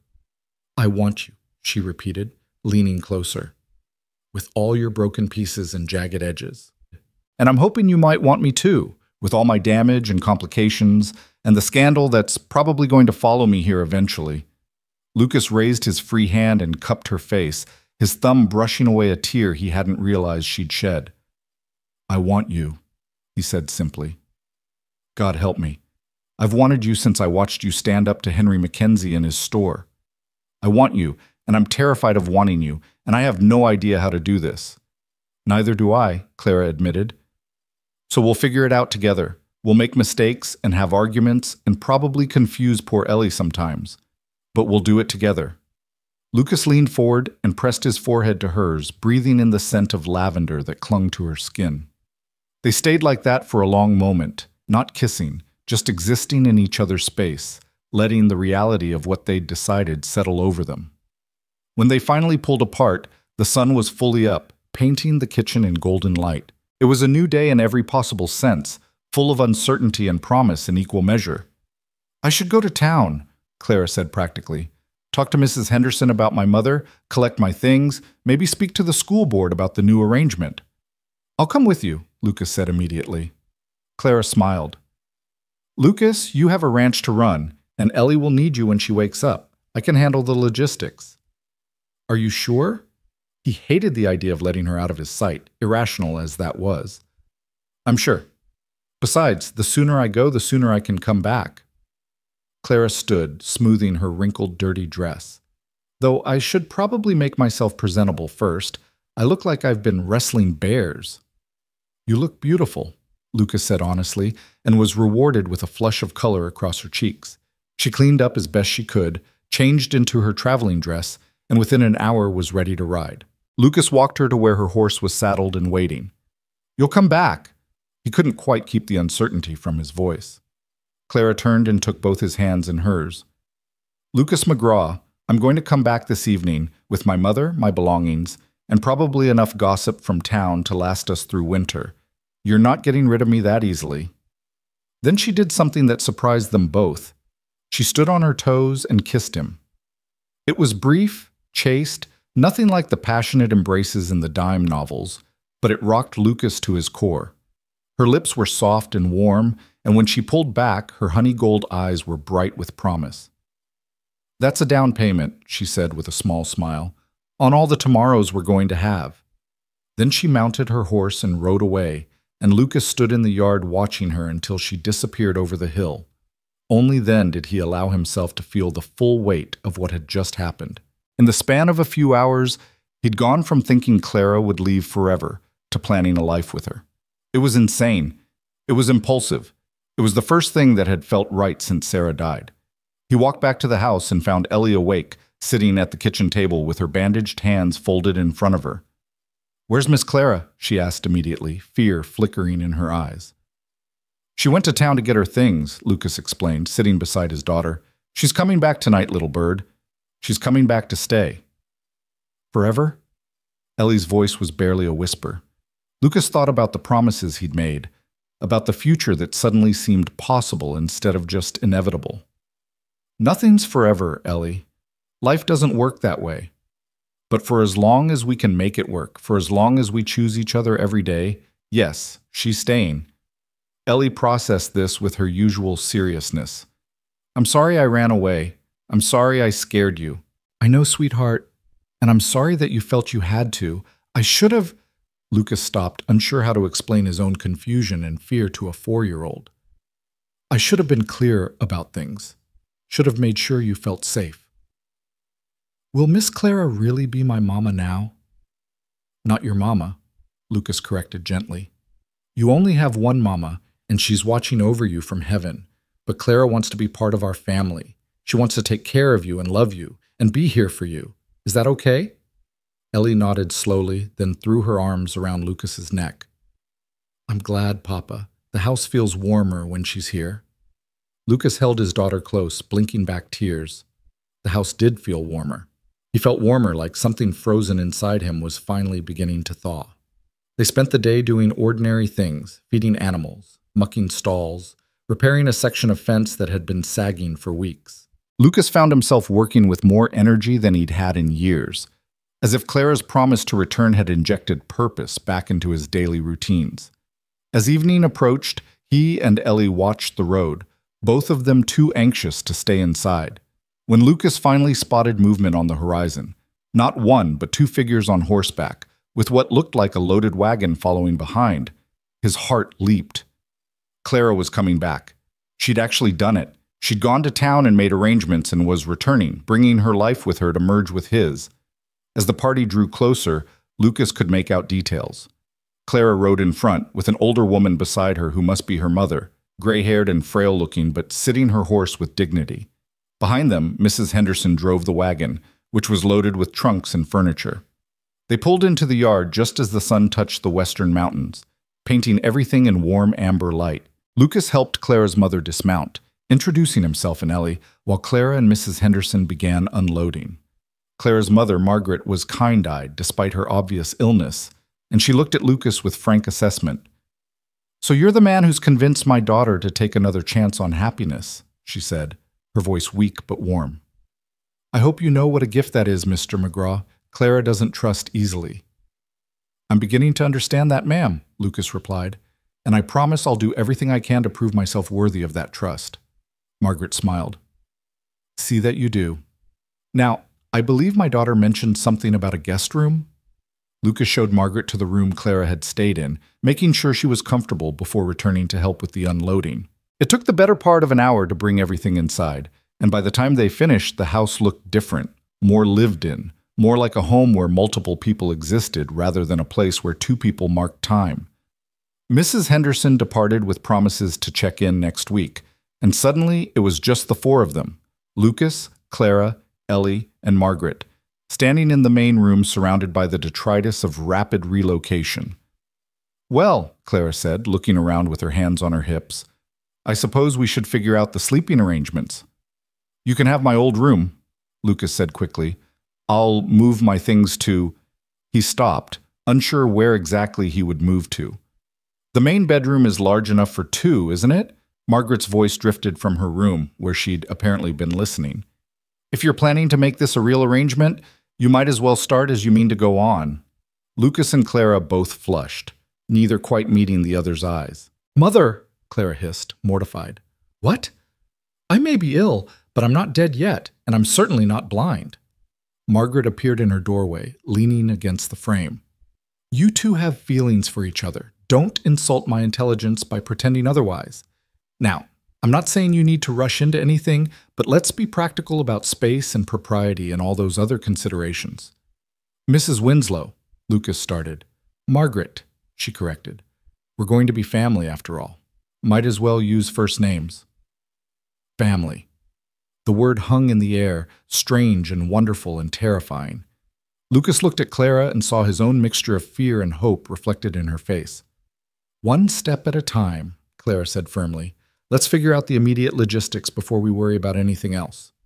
They spent the rest of the evening organizing, with Ellie helping by mostly getting underfoot, but keeping everyone entertained with her chatter.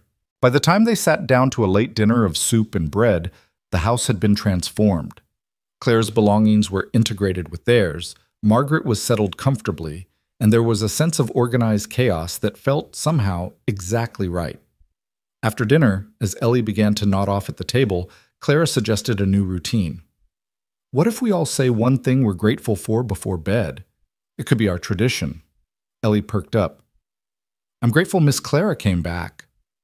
"I'm grateful for brave little girls who remind me what's important," Margaret said with a gentle smile. Clara looked at Lucas, her eyes soft in the lamplight. "I'm grateful for second chances." Lucas swallowed hard, his throat tight with emotion. "I'm grateful for all of you, for this moment, for the possibility that maybe, just maybe, we can be happy again."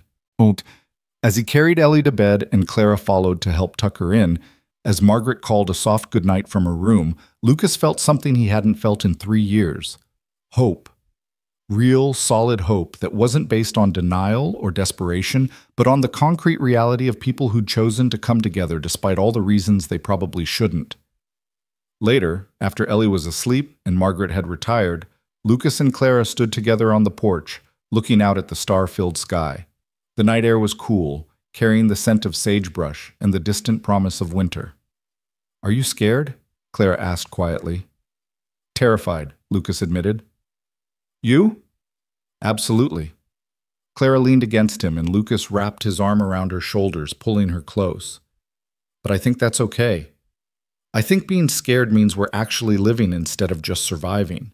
"When did you get so wise?" "Probably around the same time I decided to accept a bizarre job offer from a desperate rancher," Clara said with a soft laugh. "Best decision I ever made."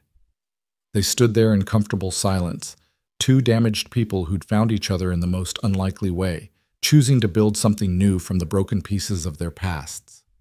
It wouldn't be easy. There would be challenges ahead, gossip from town, the complicated dance of blending lives and histories, the ever-present shadow of grief that would sometimes make itself known. But as Lucas held Clara close and listened to the quiet sounds of his house, Ellie's soft breathing, Margaret's occasional cough, the settling of wood and stone, he knew with certainty that this was right. This strange, imperfect, complicated family they were creating was exactly what they all needed. One day had turned into forever, and Lucas McGraw, who'd thought his heart was buried with his wife, discovered it was actually just waiting for the right person to come along and remind him how to use it again. The next 3 weeks passed in a blur of adjustment and discovery, each day bringing new challenges and small victories as they learned to navigate life as a makeshift family. The house that had been silent for so long now rang with voices, Margaret's gentle humming from her room as she worked on mending, Ellie's laughter as Clara taught her letters at the kitchen table. The easy conversation that flowed between Lucas and Clara as they worked side by side preparing meals or tending to evening chores. But it wasn't seamless.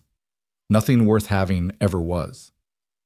The first real difficulty came on a Sunday morning when Lucas suggested they attend church services in town. Clara had gone rigid at the breakfast table, her knuckles white around her coffee cup.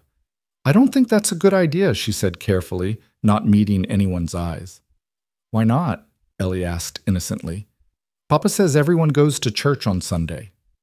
Clara set down her cup with deliberate precision.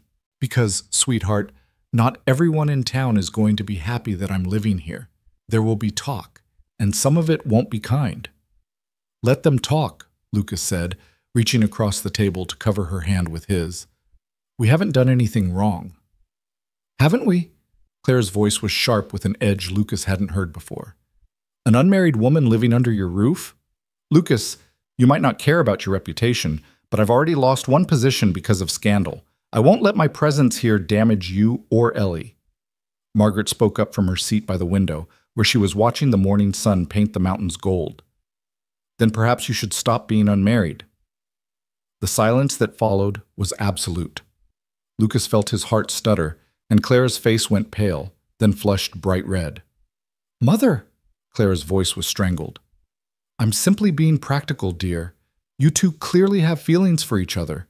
You're already living as a family. Why not make it official?"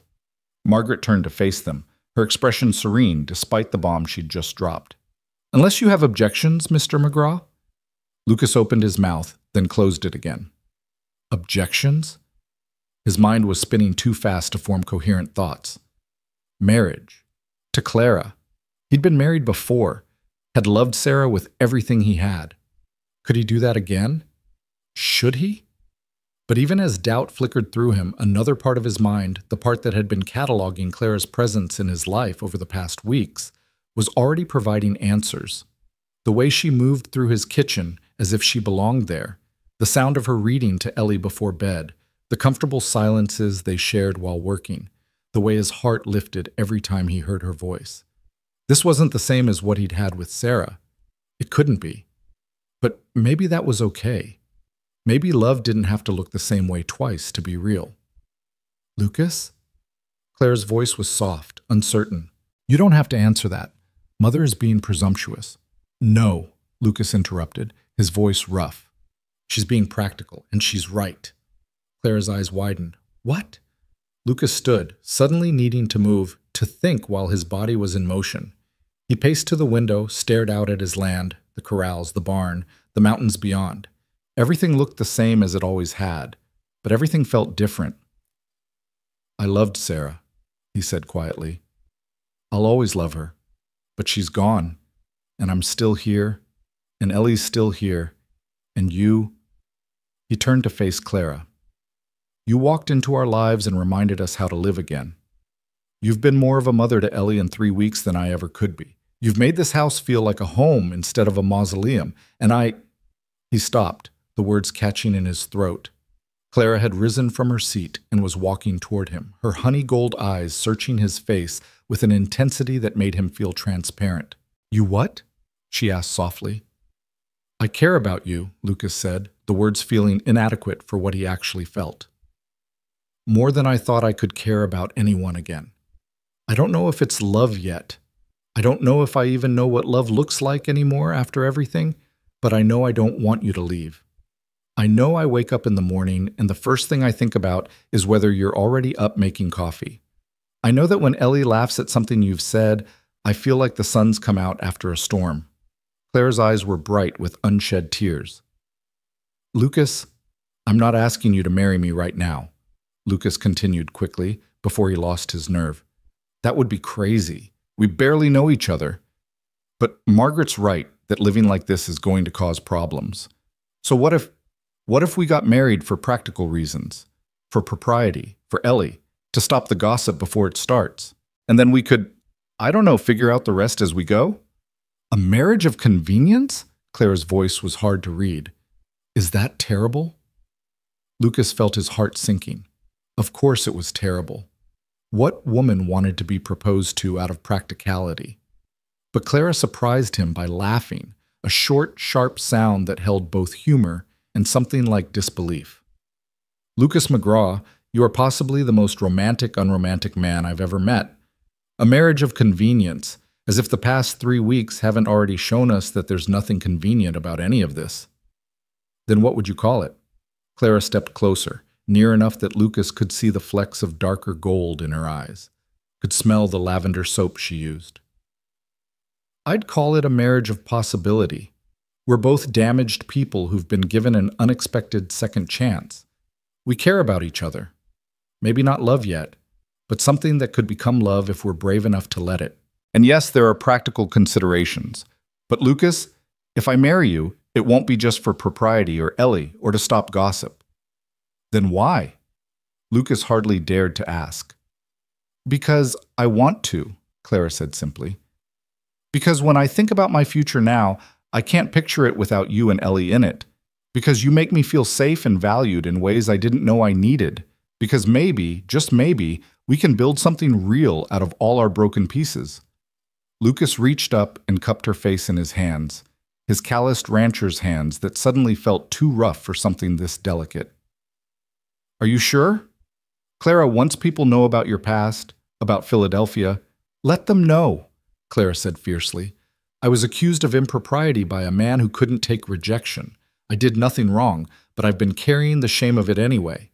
If marrying you means facing that gossip head on, then so be it. I'm tired of running from the past. I want to build a future instead. From across the room, Ellie's small voice piped up. Does this mean Miss Clara is going to be my mama for real? Lucas had almost forgotten his daughter was there. So focused had he been on Clara.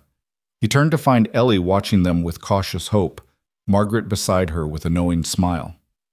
Would you like that, little bird? Lucas asked. Ellie nodded so vigorously her braids bounced. Yes! Then we could be a real family like the others at church. Clara knelt down so she was eye level with Ellie. Sweetheart, I want to make sure you understand something. If your papa and I get married, I'll be your mama in all the ways that matter. I'll take care of you and love you and be here for you. But your first mama, the one who gave birth to you, she'll always be your mama too. I'm not trying to replace her. I know, Ellie said seriously. Grandma Margaret explained it to me. She said people can have more than one person who loves them like a mama does, and that doesn't make the first one less special. Lucas looked at Margaret with gratitude. The older woman had been a quiet presence in their household, often sitting back and observing, but clearly she'd been having important conversations with Ellie that he hadn't even thought to initiate. "Then yes," Clara said, pulling Ellie into a hug. "If your papa asks me properly, I'll marry him, and we'll be a family." "I believe that's your cue, Mr. McGraw," Margaret said with amusement. Lucas felt heat creep up his neck. He'd already basically proposed, hadn't he? But looking at Clara's expectant face, at Ellie's excited expression, he realized they were right. If he was going to do this, he should do it properly. He had no ring, no fancy words prepared, but he did have a heart that was slowly learning to hope again, and hands willing to work for the people he cared about, and a fierce determination to protect this fragile, unlikely family they were building. Lucas dropped to one knee right there in the kitchen, taking Clara's hand in his. Her fingers trembled slightly, and he gave them a gentle squeeze. "Clara Winslow, will you marry me? Not because it's convenient, not just because of Ellie or your mother or what the town thinks. Will you marry me because I think we could be happy together? Because I want to wake up every morning and see you making coffee? Because I want to learn who you are beneath all the armor you wear and let you learn who I am beneath all my grief? Because I think maybe, if we're brave enough and patient enough, we could build something neither of us expected, but both of us need?" Clara's tears spilled over, tracking down her cheeks. "Yes," she whispered. "Yes, I'll marry you, Lucas McGraw. I'll marry you and take a chance on us." Ellie cheered, and Margaret applauded softly, and Lucas stood and pulled Clara into his arms. They held each other while Ellie danced around them, and Margaret watched with satisfaction. And for the first time since Sarah died, Lucas felt like the future held promise instead of just obligation. "When?" Clara asked against his shoulder. "As soon as possible," Lucas replied, "before either of us has time to panic and change our minds." Clara laughed, the sound slightly watery but genuine. "Fair enough. Next Sunday?" "Next Sunday," Lucas agreed, even though his heart was racing at the speed of what they were planning. The week that followed was organized chaos. Clara rode into town to speak with Reverend Williams about performing the ceremony, while Lucas worked double time to get the ranch in order. Margaret took charge of the practical arrangements with surprising energy for someone so ill, writing lists and directing activities from her chair by the window. The response from town was mixed, as they'd anticipated. Some people were genuinely happy for them. Mrs. Henderson promised to bake a cake, and several of Lucas's neighboring ranchers offered congratulations. But the gossip was fierce, particularly from Mrs. Patterson and her contingent, who seemed personally offended by the speed of the courtship. "They're saying you hired her," Clara reported after one trip to town, her face tight with suppressed anger. "That this whole thing started as some kind of transaction." Lucas felt his jaw clench. "We'll tell them the truth." "Which is?" Clara looked at him challengingly. "That I did hire you for one day. That it was supposed to be temporary, and that somewhere between pretending and real, we stopped being able to tell the difference." Lucas took her hands. "That's not shameful, Clara. That's honest. People will use it against us." "Let them try," Lucas said firmly. "We know the truth. Our family knows the truth.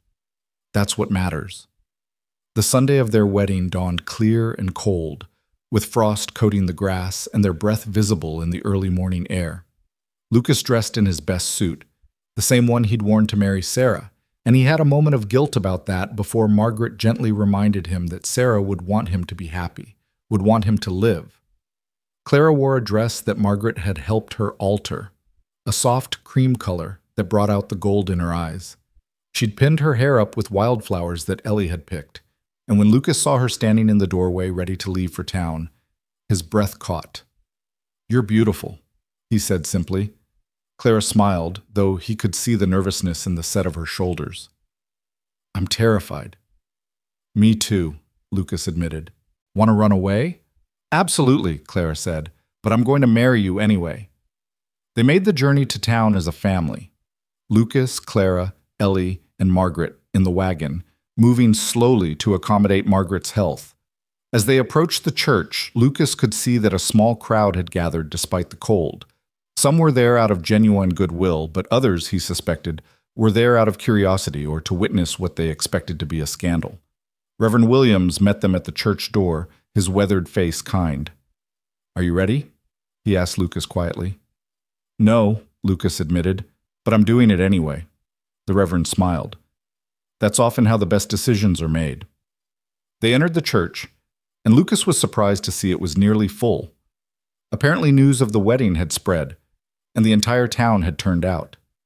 He recognized most of the faces, some friendly, some neutral, some openly disapproving, Mrs. Patterson sat in the third row with her mouth pressed into a thin line of judgment. But Lucas also saw the Larsons smiling encouragingly, Mrs. Henderson dabbing at her eyes with a handkerchief, and several of his fellow ranchers nodding their approval. Whatever happened after today, at least some of the community was on their side. The ceremony itself was simple and brief. Reverend Williams spoke about second chances and the courage it takes to love again after loss. Lucas and Clara stood before him, hands clasped, and repeated vows that felt both traditional and entirely unique to their situation. "I, Lucas McGraw, take you, Clara Winslow, to be my wife. I promise to honor you, to work beside you, to give you space to heal and grow. I promise to be patient as we learn who we are together and to never stop choosing you even when it's hard." Clara's voice was steady as she responded. "I, Clara Winslow, take you, Lucas McGraw, to be my husband. I promise to love your daughter as my own, to respect the wife you lost, to build a home with you that honors both our pasts and our future. I promise to be brave enough to let you see all of me, the broken parts and the healing parts, and to trust you with my heart, even though it scares me." When Reverend Williams pronounced them husband and wife, the kiss they shared was chaste but meaningful, a promise sealed, a choice made, a future begun. Ellie cheered from where she sat with Margaret, and scattered applause rippled through the congregation. As they turned to face the community as husband and wife, Lucas saw Mrs. Patterson rise to her feet, his stomach clenched, waiting for her to say something cutting, to voice the objections she'd no doubt been storing up. But instead, she simply gathered her things and walked out of the church, several of her companions following. It was a statement, clear as words. She didn't approve, wouldn't condone this union, and wanted everyone to know it. "Let them go," Clara whispered, squeezing his hand. "We don't need their blessing." Lucas looked down at his new wife and realized she was right. They'd built this marriage on honesty and hope, and those who couldn't see the value in that didn't deserve space in their lives. The rest of the congregation came forward to offer congratulations, and for the most part, the sentiments were genuine. Mrs. Henderson hugged Clara with real warmth. Several of the mothers whose children Clara taught expressed their approval, and Lucas's neighboring ranchers clapped him on the back with knowing grins. But it was Reverend Williams' words as they prepared to leave that stuck with Lucas. "You've done a brave thing today," the older man said quietly. "Both of you, choosing to love again after loss, choosing to build a family from broken pieces, that takes more courage than most people have. There will be difficult days ahead, but I believe you have what it takes to weather them." The celebration that followed was small but heartfelt. They returned to the ranch where Mrs. Henderson had somehow managed to transport the promised cake, and several neighbors had dropped off food. They ate and laughed, and for a few hours the uncertainty of the future faded into the simple joy of the present. As evening approached and the guests departed, Lucas found himself alone with Clara on the porch, while Margaret put an exhausted Ellie to bed. The sun was setting, painting the sky in brilliant shades of orange and pink, and the air smelled of autumn and wood smoke and possibility. "So," Clara said softly, "we're married." "We are," Lucas agreed, still trying to wrap his mind around how much his life had changed in less than a month. "Are you sorry?" Lucas turned to look at his wife. His wife, that would take getting used to, and saw genuine worry in her eyes. She was scared, he realized. Scared that he'd wake up and regret this impulsive decision. Scared that she couldn't measure up to Sarah's memory. Scared that she'd made another mistake that would cost her everything. "Come here," he said gently, opening his arms. Clara stepped into his embrace, and Lucas held her close, his chin resting on the top of her head. "I'm not sorry. I'm terrified and uncertain and pretty sure I'm going to mess this up in a dozen ways, but I'm not sorry." "I'm terrified too," Clara admitted. "I keep waiting for the other shoe to drop, for something to go wrong." "What if nothing goes wrong?" Lucas pulled back enough to meet her eyes. "What if we actually make this work?" Clara smiled, small and tentative but real. "That might be the most terrifying possibility of all." They stood there as the sun set. Two people who'd been broken by life but were choosing to piece themselves back together, not alone, but together. It wasn't the fairy tale ending that stories promised. It was better, messier, more complicated, infinitely more real. The first few weeks of married life brought adjustments neither of them had fully anticipated. Lucas had grown used to sleeping alone, and suddenly sharing a bed with another person felt strange and intimate and occasionally awkward. They navigated the space between them with careful courtesy at first, staying on their respective sides, maintaining distance, both of them clearly unsure how to bridge the gap between married in name and married in practice. But gradually, night by night, the distance shrank. Lucas would wake to find Clara's hand had drifted to rest against his arm. Clara would stir in her sleep and unconsciously move closer to his warmth. Neither of them spoke about it, but the slow erosion of space between them felt significant, like their bodies were figuring out what their minds were still cautious about. The real turning point came 3 weeks after the wedding, on a night when Clara woke from a nightmare, gasping and disoriented. Lucas, trained by years of being alert to Ellie's night terrors, was instantly awake. "Clara? What's wrong?" She was sitting up, her breath coming in short gasps, her face pale in the moonlight streaming through the window. "I'm sorry, I didn't mean to wake you. It was just a dream." "About Philadelphia?" Lucas asked gently, remembering the scandal she'd mentioned but never elaborated on. Clara nodded, drawing her knees to her chest, suddenly looking young and vulnerable. "His name was Frederick Thornton. He was the son of the family I worked for as a governess. He took my refusal of his advances as a challenge rather than an answer. When he tried to force himself on me and I fought back, he told everyone that I'd been seducing him, trying to trap him into marriage. His family believed him. Society believed him. I lost my position, my reputation, everything." Lucas felt rage kindle in his chest, not at Clara, but at the man who'd hurt her and the society that had blamed her for it. "I'm sorry that happened to you." "It's not your burden to carry," Clara said quietly. Sometimes I dream about it, about being trapped, about screaming and no one believing me." Without thinking, Lucas reached out and pulled her into his arms. She stiffened for a moment, then melted against him, her face buried in his shoulder. He held her while she cried, one hand stroking her hair, murmuring wordless comfort. "You're safe here," he said finally. "I know that doesn't erase what happened. I know you'll carry those scars. But Clara, I see you. I believe you. And I will never let anyone hurt you like that again." Clara pulled back enough to look at him, her eyes red-rimmed but searching. "You really mean that?" "I really do." She kissed him then, not the chaste kiss they'd shared at their wedding, but something deeper, more desperate, full of need and trust, and the beginning of something that might be love. Lucas kissed her back, careful but genuine, and when they finally broke apart, something fundamental had shifted between them. They didn't make love that night. Both of them knew they weren't quite there yet, but they fell asleep in each other's arms, and when Lucas woke in the morning with Clara curled against his side, it felt right in a way nothing had felt right since Sarah died. The changing seasons brought their own challenges and gifts. Winter arrived in earnest, blanketing the ranch in snow and forcing them into closer quarters. The house that had felt empty for so long now felt almost crowded with 4 people living in it, but the warmth of that crowding was a gift Lucas hadn't known he'd been missing. Clara settled into life as a rancher's wife with surprising adaptability. She'd grown up privileged but had learned hard work during her years of reduced circumstances, and she brought that same determination to running the household. She and Lucas developed routines. He'd rise early to tend the animals while she got the fire going and breakfast started. They'd work together on daily chores. She'd teach Ellie in the afternoons while he handled ranch business, and evenings were for being together as a family. Margaret's health declined slowly but steadily, a sadness they all felt but accepted with as much grace as they could muster. She spent most days in her chair by the window, but she remained the heart of their household in many ways, offering wisdom and humor and unfailing support for the family Clara and Lucas were building. It was Margaret who noticed first that something was changing between Lucas and Clara beyond the practical partnership they'd started with. "You're in love with her," she said to Lucas one afternoon when Clara and Ellie had gone to check on the horses. It wasn't a question. Lucas, who'd been checking the firewood supply, startled at the declaration. "What?" "Don't play dumb, Lucas. It doesn't suit you." Margaret smiled gently.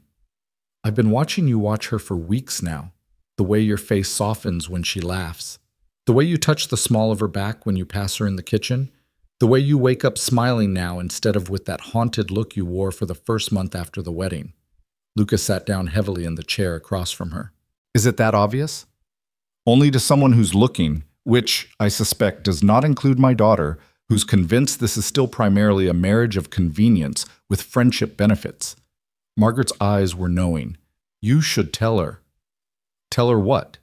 "That somewhere between getting married for practical reasons and learning to live together, I fell in love with her?" Lucas shook his head.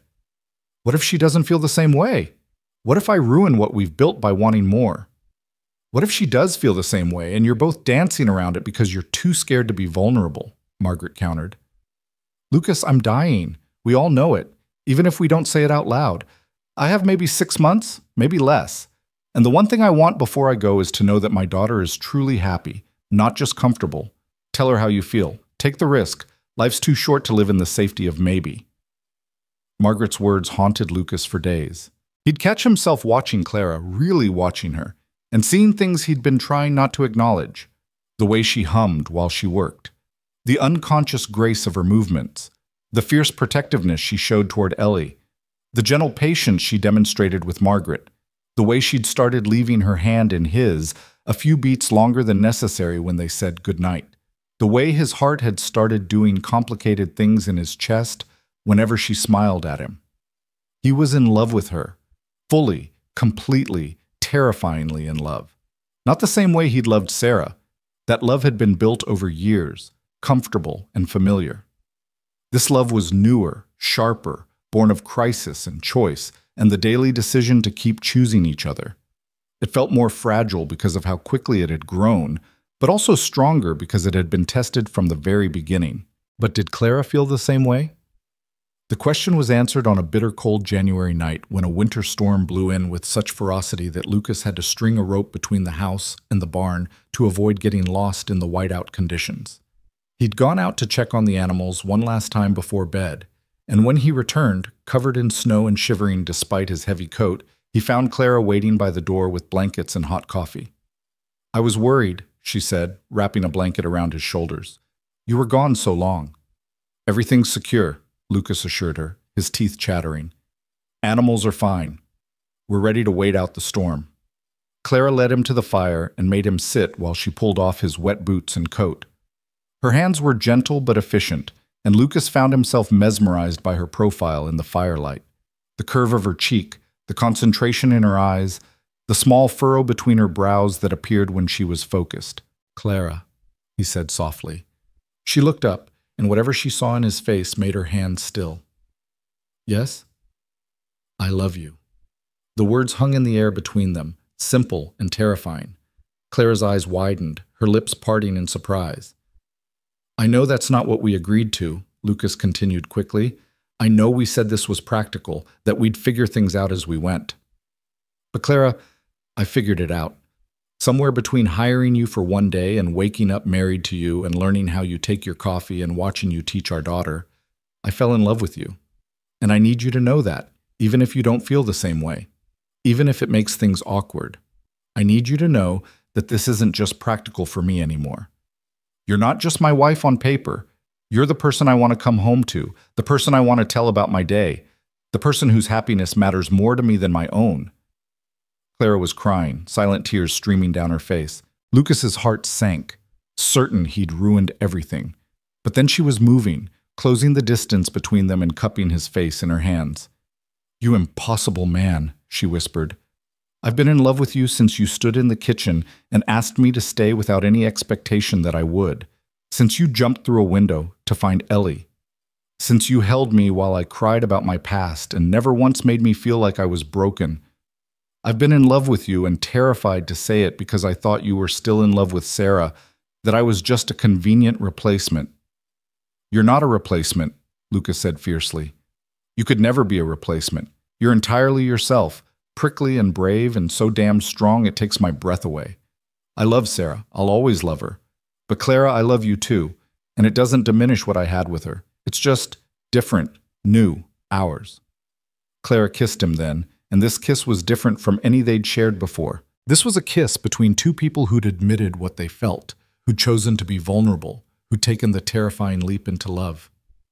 When they finally broke apart, they were both breathing hard, foreheads pressed together. "Take me to bed," Clara whispered.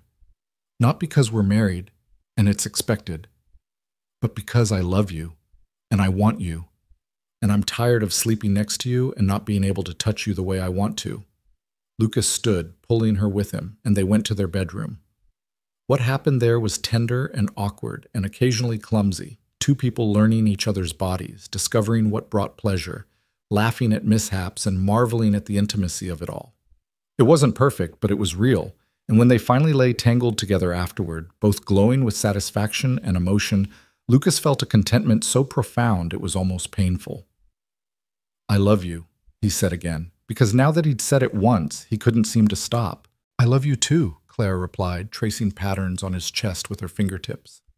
"Lucas, I want this to work. Not just the practical parts, but all of it. I want us to be really married, really together." "We are together." I mean, Clara propped herself up on one elbow to look at him. "I want us to have our own children someday, if you want that. I want to grow old with you. I want to build a life that's ours, not just something we fell into out of necessity." Lucas pulled her back down against him, his heart full to bursting. "I want all of that, every bit of it." They fell asleep like that, wrapped around each other, and when Lucas woke in the morning with Clara in his arms and sunlight streaming through the window onto fresh snow, he felt a peace he hadn't known he was capable of feeling again. The months that followed were not without difficulty. Margaret's health continued to decline, and they all struggled with the knowledge that they were losing her. Clara threw herself into caring for her mother with fierce dedication, and Lucas supported her through the long nights and difficult days. When Margaret finally passed in early March, on a morning when the first crocuses were pushing through the last patches of snow, it was both a relief and a devastating loss. She died peacefully in her sleep with Clara holding her hand, and her last words had been, "Be happy, my girl, you've earned it." They buried her next to Sarah in the cemetery behind the old chapel, and Lucas found it fitting somehow. The two women who'd made their strange, beautiful family possible, resting side by side in the earth. Clara wept through the entire service, and Lucas held her while Ellie tucked wildflowers onto both graves, her small face solemn. "Goodbye, Grandma Margaret," Ellie said softly. "Goodbye, Mama Sarah. Thank you for sharing Papa with us." The innocence of it, the acceptance, broke something open in both Lucas and Clara. They clung to each other and their daughter, finding comfort in the family they'd built, in the love that had grown where none of them had expected it. Spring arrived properly after Margaret's death, bringing new life to the ranch. The roses Clara and Ellie had pruned the previous fall came back with astonishing vigor, pushing out new green growth and eventually, gloriously, blooming. Clara wept the first time she saw the flowers, pink and white and yellow. And Lucas understood that she was crying for more than just roses. She was crying for all the things that had seemed dead, but had found a way to live again. In late April, Clara came to Lucas with news that made his heart soar. She was pregnant. They'd hoped, but hadn't dared to expect, and now it was real. A baby, their baby, who would be born sometime in early winter. Ellie was beside herself with excitement at the prospect of a baby brother or sister, and she took her role as big sister seriously from that moment forward, talking to Clara's still flat stomach and promising to teach the baby everything she knew. The town's opinion of their marriage had gradually shifted from scandal to acceptance. Clara had won over even some of her harshest critics through her dedication to teaching and her genuine kindness to everyone she encountered. Mrs. Patterson still sniffed disapprovingly whenever she saw them, but even she couldn't deny that the McGraw family seemed genuinely happy. On a warm June evening, as Lucas and Clara sat on the porch watching Ellie play in the yard, Clara turned to him with a thoughtful expression. "Do you remember that first day in the general store? When you asked me to be your date for one day, Lucas smiled, taking her hand and lacing their fingers together. How could I forget? It was the craziest thing I'd ever done. It was, Clara agreed, and I was so angry at first. Angry at you for putting me in that position. Angry at myself for needing the money badly enough to say yes. I thought it would be the easiest $60 I'd ever earn, pretend for a few hours, collect my payment, move on with my life. But, Lucas prompted when she fell silent, but then I met Ellie, and you, and I realized that some things that start as pretend have a way of becoming the most real parts of your life. Clara turned to face him fully. Lucas, I've been thinking about that money you tried to pay me, the $60. You never took it, Lucas said, remembering. I still have it in the top drawer of my desk. I want you to use it to buy something, Clara said. A headstone for Margaret's grave, something beautiful with roses carved on it. I want her to have something permanent, something that shows she mattered. Lucas felt his throat tighten. That's a beautiful idea. And Lucas, thank you. Thank for what? For being desperate enough to ask a stranger for one impossible day. For seeing past my armor to who I actually was. For giving me a family when I thought I'd never have one again. Clara's hand moved to rest on her still flat stomach. For giving me a life I didn't know I wanted. Lucas leaned in and kissed her, soft and sweet, tasting the salt of tears on her lips. Whether his or hers, he couldn't tell. When they broke apart, he rested his forehead against hers. I'm the one who should be thanking you. You took a chance on a broken man and his grieving daughter. You brought light back into a house that had been dark for too long. You taught me that hearts can hold more than one love, that moving forward doesn't mean forgetting the past. They sat like that as the sun set, painting the sky in brilliant colors, while Ellie's laughter rang out across the yard. In the distance, the mountains stood eternal and unchanged, bearing witness to all the ways life could break you and heal you in equal measure. One day had turned into forever, but not in any way either of them could have predicted. The transaction that started in desperation had transformed into a love story built on honesty, courage, and the willingness to risk being hurt for the chance at being happy. As summer gave way to autumn and Clara's pregnancy became visible, the ranch took on a quality of anticipation. They were preparing not just for a new baby, but for all the tomorrows that baby represented. The continuation of a family that had been cobbled together from broken pieces, but had become something beautiful in the process. In November, on a night when the first snow was falling softly outside, Clara gave birth to a son.